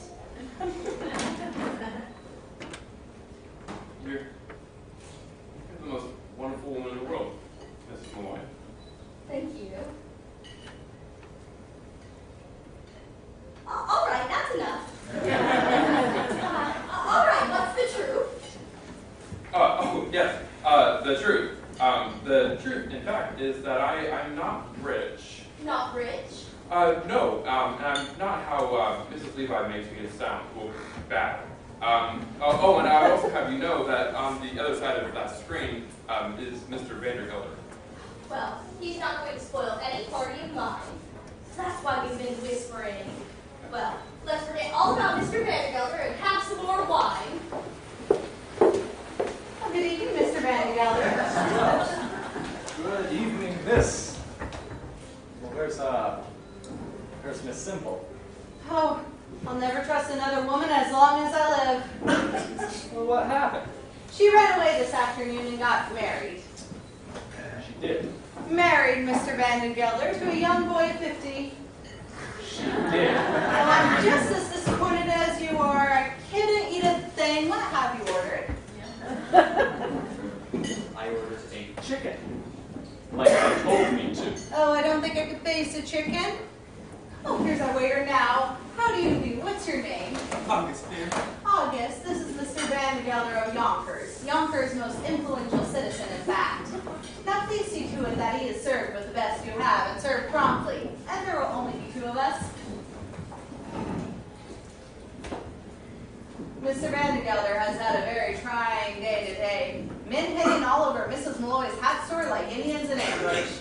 You can tell him everything about me. Mr. Vandergelder, if you want to be married, there's one thing you ought to know. You have to let women be women. No, we want excellent service, August. Yes, ma'am. Dolly, you've managed things very poorly. I want you to know that when I plan a thing, it generally takes place. Where are you going? Oh, I just wish to see who's on the other side of the screen. Oh, well, hello, Miss Levi.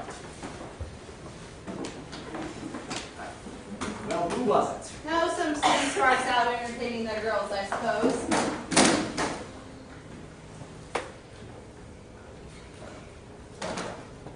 Always curious about everything, aren't you? Always wanting to know everything, aren't you? Always poking your nose into other people's business. You know, I tell you, anyone who lived with you would be as nervous as a cat. Now what are you saying? I said anyone who lived with you would be as nervous Horace as... Vandegeller, you stopped right there. I'm surprised you would even suggest such a thing. Understand once and for all, I have no intention of marrying you. What? I didn't mean that. Oh, I certainly hope not. Horace Vandegeller, you go your way, and I'll go mine. I'm not some Irene Malloy whose head can be turned by a pot of geraniums. That's not what I meant at all. Well, I certainly hope not. If I were ever to get married again, it'd be to a far more pleasure-loving man than yourself. Why, I married Cornelius Hackle before I married you. Misunderstanding. Well, I certainly hope I did. Oh, here's August with our food. Now I'll serve it, August. Take that. And here's some white meat. There's some white meat and some giblets. Very tender and very good for you. No, Horace, as I said before, you go your way, and I'll go mine. We'll start right in on the wine. You'll feel better at once. However, since you brought the subject up, there is one more thing I am going to say. I didn't bring this subject up at all! Oh, we'll forget all about it in a moment, but sit down, sit down. We won't say another word on this subject, but there is one more thing I have to say. It is true, I am a woman who likes to know everything, who likes to manage things. But I wouldn't want to manage anything as disorderly as your household, as out of control as untidy. You'll have to do that yourself, God helping you. It's not out of control. No, Horace. A complaining, quarrelsome, friendless soul like you is no sort of companion for me. You go your way, and I'll go mine. Would you stop saying that? No, I won't say another word. And besides, I'm not those things you said I am. What? Oh, I suppose you are friendless. Ermengarde told me just this morning you quarreled with your barber, a man who's held a razor at your throat for the last 20 years. It seems to me that's sinking pretty low. Yes, we had a discussion, and I said... But my clerks, they... Oh, they like you. Cornelius Hackle and that Barnaby. Behind your back, they call you Wolf Trap. They don't. No, Horace, it seems to me that I'm the last person in the world who liked you. And even then, I'm just so-so. No, for the rest of my life, I intend to enjoy myself. And you can find yourself a housekeeper who can cook you 3 meals for $1 a day. It can be done if you like cold baked beans. You'll spend the rest of your days listening at keyholes for fear that somebody somewhere is cheating you. Dolly, you are a damn exasperating woman! See, that's the difference between you and me. I'd be nagging you all day long just to get some spirit into you. You could be a perfectly charming, witty, amiable man if you wanted to be. I don't want to be charming! Oh, but you are. Look at you. You can't help it. Listening at keyholes, you have no right to say such things to me. At your age, you should appreciate hearing the honest truth. You and I are too old to be speaking nonsense to each other. My age. My age. You're always talking about my age. Oh, I don't know what your age is, but I do know that up at Yonkers with bad food and bad timber, you'll double it in 6 months. However, we won't say another word. But before we leave the subject, there is one more thing I think. Sometimes, well, just sometimes, I think I'd be tempted to marry you, just out of sheer pity. And if your affairs get any more confusing, I may have to. I haven't asked you to marry me. Well, please don't. My affairs are not in confusion. What? With your niece upstairs in the restaurant at this very moment? I handled that better than you could ever know. Oh, and your clerk skipping about New York behind your back? They're in Yonkers, where they always are. Nonsense. What do you mean, nonsense? Cornelius Hackle's on the other side of that screen right as we speak. It's not the same man! Oh, go on, push it over, knock it to the ground, go see for yourself. Knock it over, right?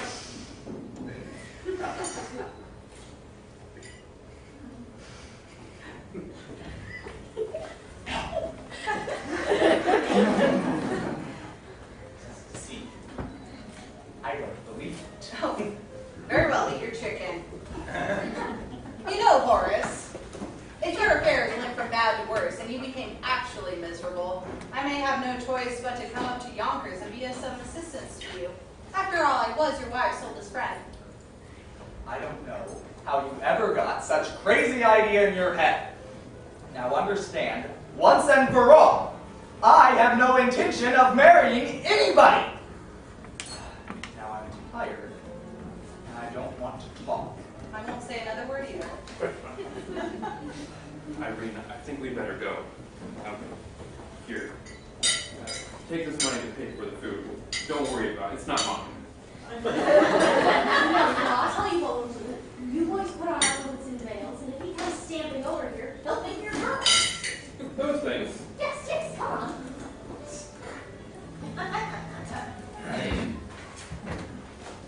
Got a bad headache. Got a bad day. I'm going to Flora Van Heusen's, and then I'm going to the hotel. So here's some money to pay for the... Here's money to pay for the... Oh God, I lost my purse! Oh, nonsense. I can imagine you without your purse. They stole it! Or I left it in the cab. Oh God, what am I gonna do? I'm new at the hotel. They don't know me. I'm new here. They don't know. Billy, stop eating the chicken! I can't pay for it! Oh, Forrest, calm yourself. I'll find you the money. Kelly Gallagher, I gave you $25 this morning. No, I haven't understood. I gave it all to my lawyer. Oh, we can borrow it from Ambrose Kimber upstairs. I wouldn't take it. Cornelius Hackle will lend it to us. He's in Yonkers! Cornelius, is that Mr. Vandergelder's purse? I didn't know it at the time. I thought it was just money that was laying around and didn't belong to anyone. Oh, goodness, that's a politician's thing. Waiter! Waiter!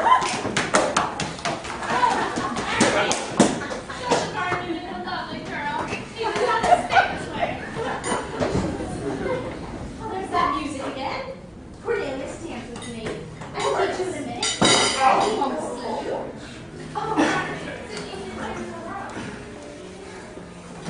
Forrest, oh, listen to that music.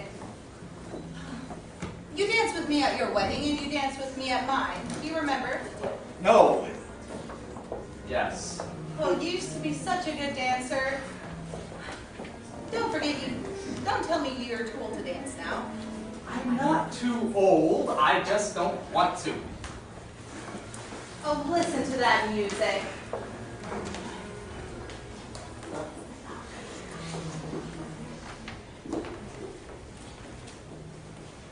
Oh, excuse me. You're discharged! You're fired! Now word! Where's that idiot Barnaby Tucker? You're discharged! You're discharged! You're discharged!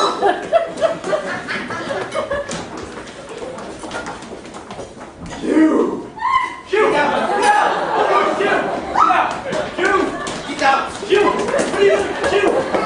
Get out!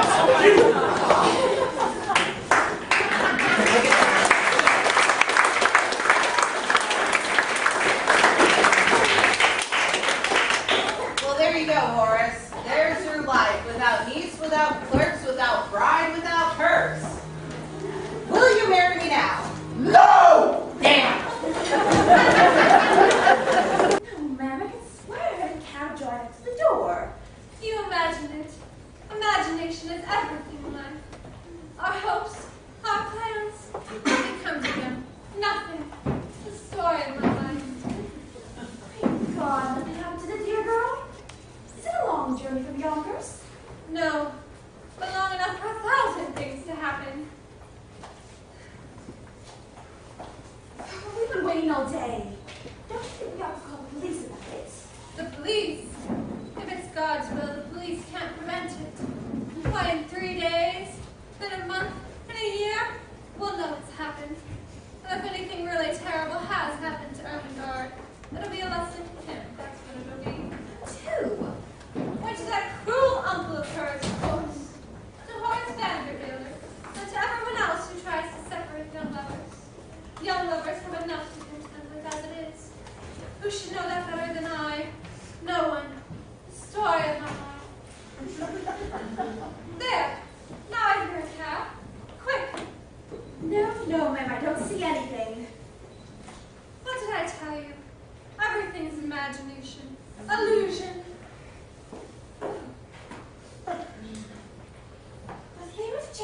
plans. Mr. Bendigo would send you a message. Oh, I know what's the matter. That poor child probably thought she was going to another prison, to another tyrant. If she known that I was her friend, and a friend of all young lovers, she'd be here by now. Oh, yes, she would. Her life shall not be crossed with obstacles and disappointments this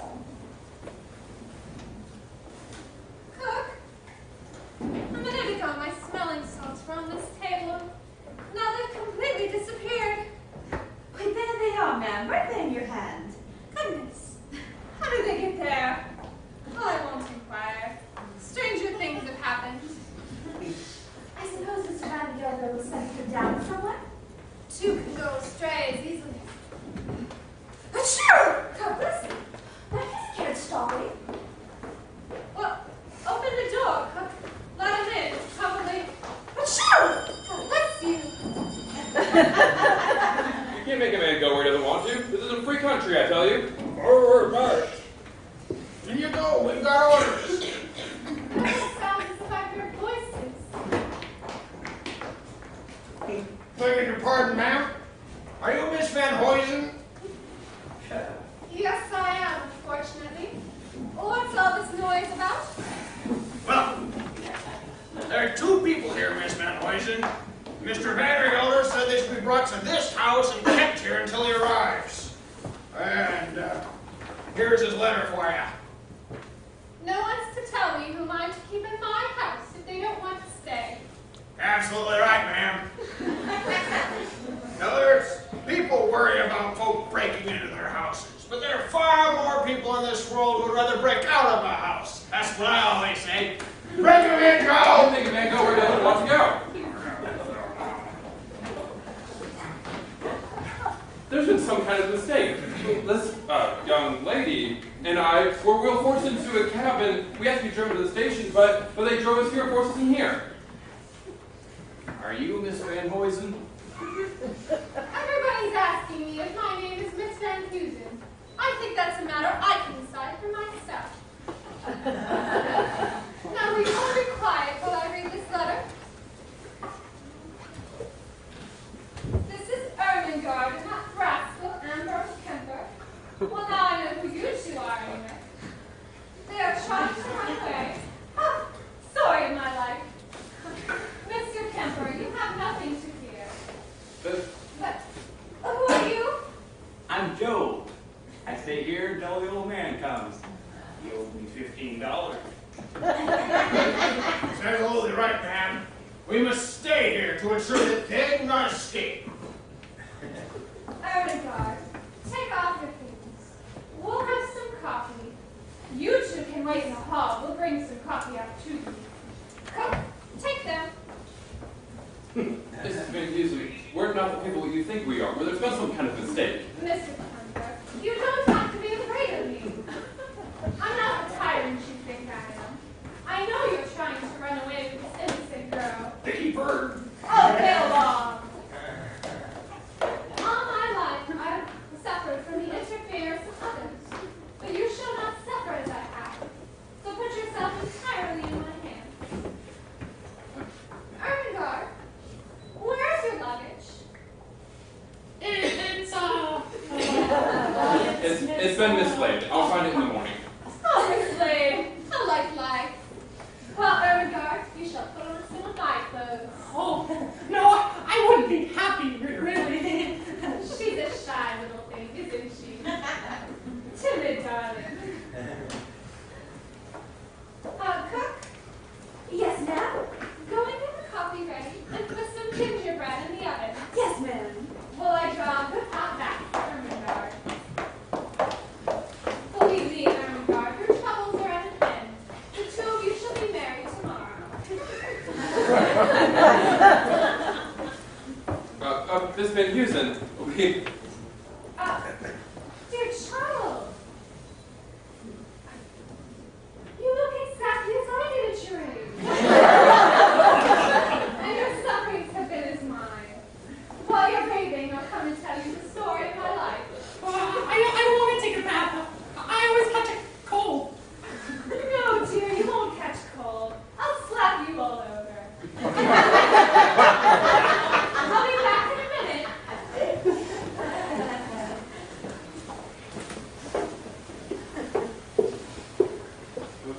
Barnaby, do you think if we were to jump from this window, we could make it?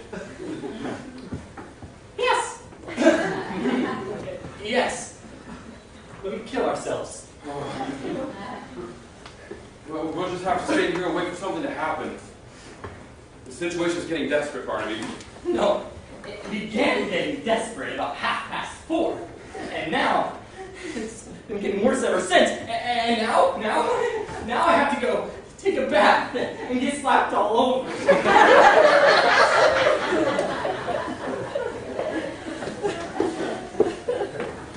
Oh my God! You've still got those wet things on. Your bath is nearly ready. Now, Mr. Kemper, you come into the kitchen and put your feet in the oven. But mind the gingerbread. There's the doorbell. Well, go and let him in, cook.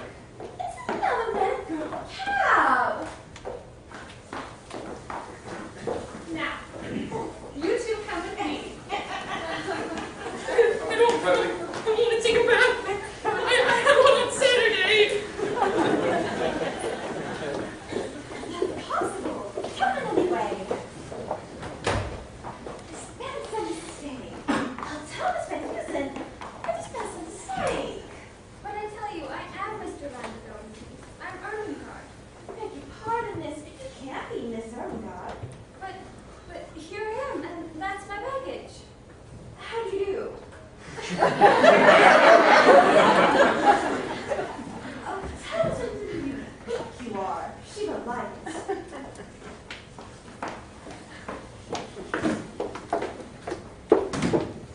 It'll be all right, Ermengarde. I'd better go before she sees me. Oh, you must stay. I feel so strange here. I know, but Mr. Vanderbilt will be here in a few minutes. Oh, Ambrose, you can't go. Ambrose, you can't go! You can't see me in this crazy house full of drunken men in the hall. Ambrose, let's say you're someone else who wants to take care of me. Let's say you're Cornelius Hackle. Who's Cornelius Hackle? You know, he's chief surgeon of the store. No, I don't want to be Cornelius Hackle. And let's run away now, Ermengarde. I can take you to my friend's house. Or I can take you to Mrs. Levi's house. Why, it was Mrs. Levi who threw us right around the horse's face. Oh, I wish I were back in Yonkers where nothing ever happened. What's all this I hear? What do you say you are? I told you two to wait in the hall. Oh, Aunt Flora, don't you remember me? I'm Ermengarde. And you're Mr. Vandergilder's niece? Yes, I am. But he has just sent me another niece named Ermengarde. But he doesn't have to. And who is this? This is Cornelius Hackle, Aunt Flora. Never heard of him. He's chief clerk at Uncle's store. Never heard of him. The other Ermengarde came with a man she's in love with, and that proves it. She came with a Mr. Ambrose Kemper. Ambrose Kemper? Yes, Mr. Hackle. Mr. Ambrose Kemper. Dear child, what is your trouble? Oh, dear. Nobody's anybody anymore. Are you in love with this man? Yes, I am. I can see it. And are people trying to separate you? Yes, they are. I can see it. Who? Horace Vandergilder? Yes. Mr. Hackle, think of me as your friend. Now we'll all have some coffee and get warm. We can decide later who everybody is. This way. Oh, Miss Van Heusen. Why, Mr. Hackle? Oh, Ermengarde, I'll explain everything later. Oh, Mr. Hackle? This is Mr. Kemper. This is Mr. Hackle. Perhaps the two of you know one another? No. No. Miss Van Heusen, I know this man is not Ambrose Kemper. Well, and I know this man is not Cornelius Hackle. My dear young man, what does it matter what your names are? You are you. You are alive and breathing, aren't you, Mr. Hackle?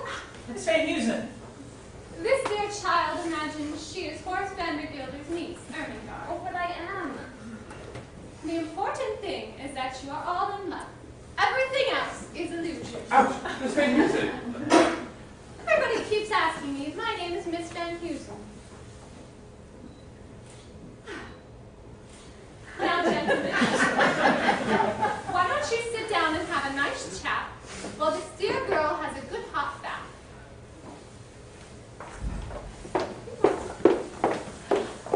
That's the doorbell again. Well, answer it.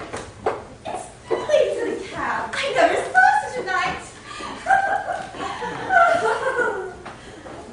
Gentlemen, you can rest easy.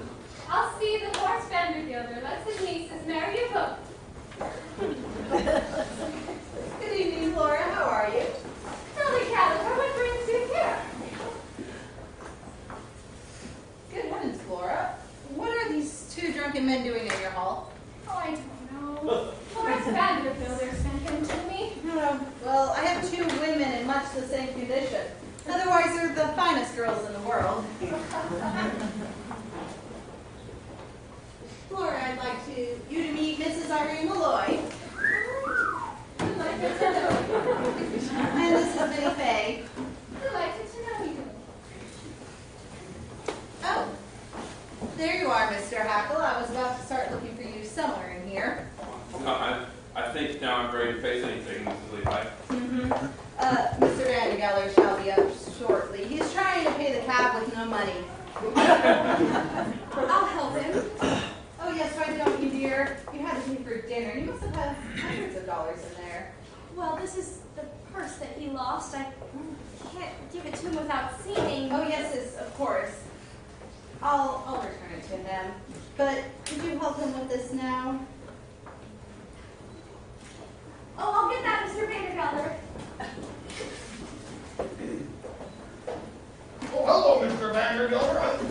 $15. Only $15. Your discharge. You too.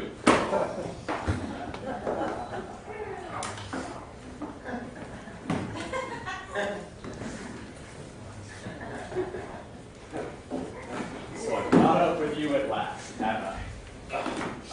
Mr. Bendigan. You're discharged. I never want to see you again. Now both of you get out of this house. Now then, you can shout and carry on when you're in Yonkers, or when you're in my house, you'll behave yourself. They're both dishonest scoundrels. Take your hat off. Gentlemen, you stay right where you are.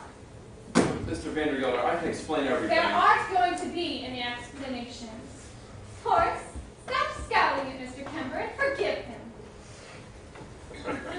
That's not Mr. Kemper. That's a dishonest rogue named Cornelius Hackle. You're crazy. That's Cornelius Hackle. I guess I don't know my own former chief clerk. Well, I don't care what their names are. You shake hands with them both, or out you go.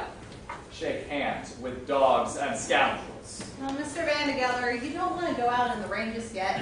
Just for form's sake, shake hands and you can start curling again tomorrow.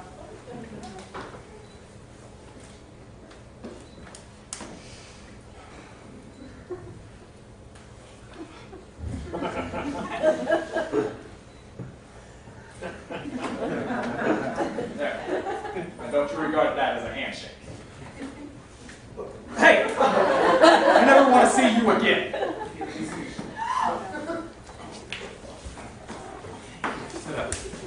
Don't push. Oh, Miss Van Heusen. Yes, dear. Do I smell coffee? Yes, dear. Can I have some good and black? Come along, everybody. We'll all go into the kitchen and have some coffee. Horace, you'll be interested to know that there are 2 ermine guards in there.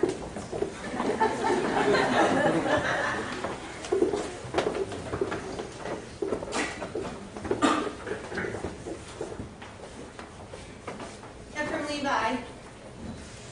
I'm going to get married again, Ephraim. I'm going to marry Horace Vandergelder for his money. I shall use his money doing all the things you taught me. No, it's not going to be a marriage in the sense that we had one. But I shall make him happy. And Ephraim, well, I'm tired. I'm tired of living from hand to mouth. And I'm asking you, Ephraim, will you give me away?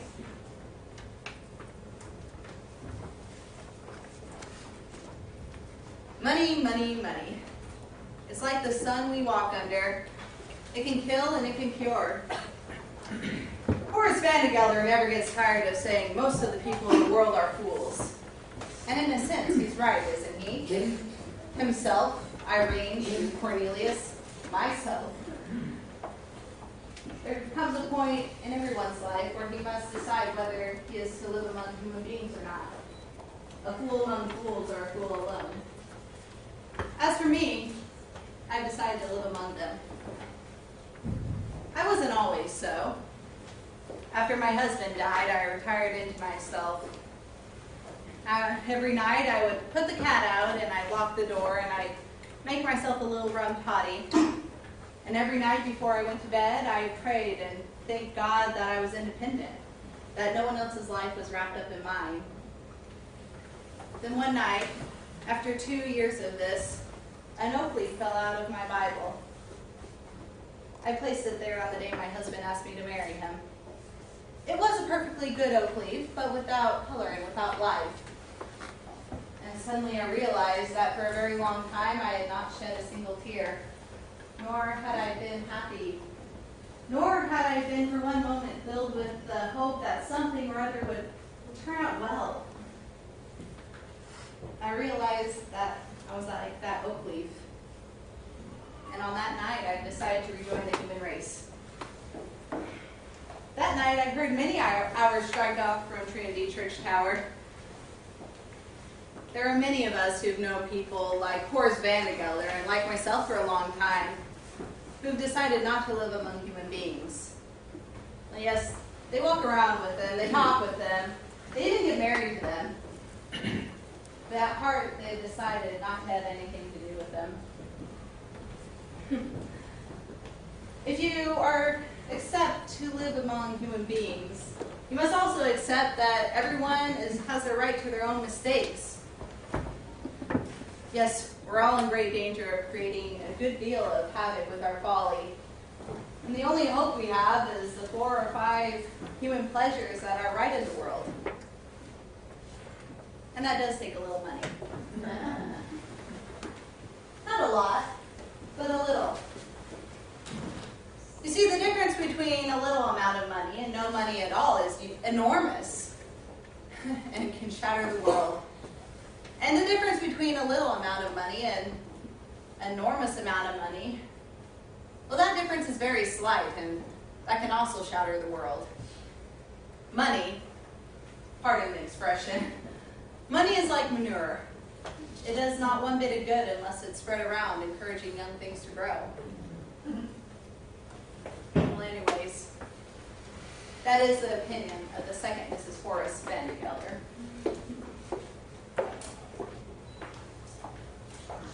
Miss Van Heusen asked me to bring you this. Oh, thank you both. Sit down. No, thank you. I'm not tired. What's been going on in the kitchen? A whole lot of foolishness. Everybody's falling in love with everybody. I forgave him, of course, Ermengarde and that artist. Oh, I knew you would. And I made Cornelius Hackle my partner. You won't regret it. Kelly, you said a lot of unkind things to me at the restaurant about my house and all that. Oh, well, let's not say another word about it. Well, tell me what I'm saying is you have a lot of faults. I know what you mean. You're bossy, you're inquisitive, you're nosy. Go on. You're a wonderful woman. Dolly, marry me. Oh, no. Horace, stop right there. I know I've been a fool about Mrs. Malloy and that the other one, but Dolly, forgive me and marry me. No, Horace, I don't dare. No, I don't dare. What do you mean? Horace, You know, any wife of yours would have to have people in and out of the home all the time, to keep an open house, have scores of friends. I don't have that in me, Horace. Dolly, who knows? You could live any way you like. Horace, it wouldn't be enough for you to shower your wife with money and jewels and send her benefactors to half the town. Oh, if anybody knows, you could do anything you wanted to. Well, I'll try. With your help, I will try. Oh, by the way, I found your purse. What? You did? Wonderful woman. Oh, it just walked right into my hand. Sometimes I frighten myself. I don't know how I do it. Take it, Horace. Money walks out of my hands, too. No. No, you keep it. Horace. I never thought I'd hear you say a thing like that.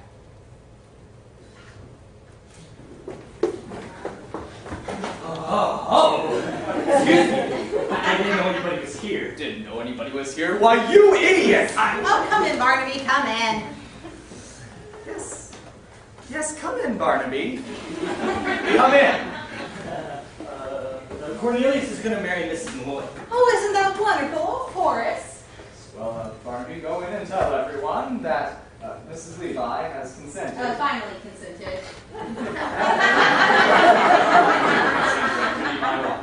Holy cabooses! Hey, everybody, listen! Mr. Wolftrap, no. Mr. Vandekelder has finally consented to marry Mrs. Malloy! Levi! Dolly, that's the best news I've ever heard.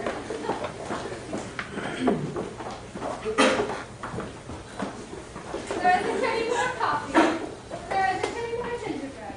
But there are 3 couples in my house, and they're all going to get married. And did you know, one of those Ermengardes wasn't a dear little girl at all. She was a boy. Oh, that's what life is. Disappointment and illusion. There isn't any more coffee. And there isn't any more gingerbread. And there isn't any more play. But there is one more thing we have to do. Come here, Barnaby. I think the youngest person here should tell us what the moral of the story is.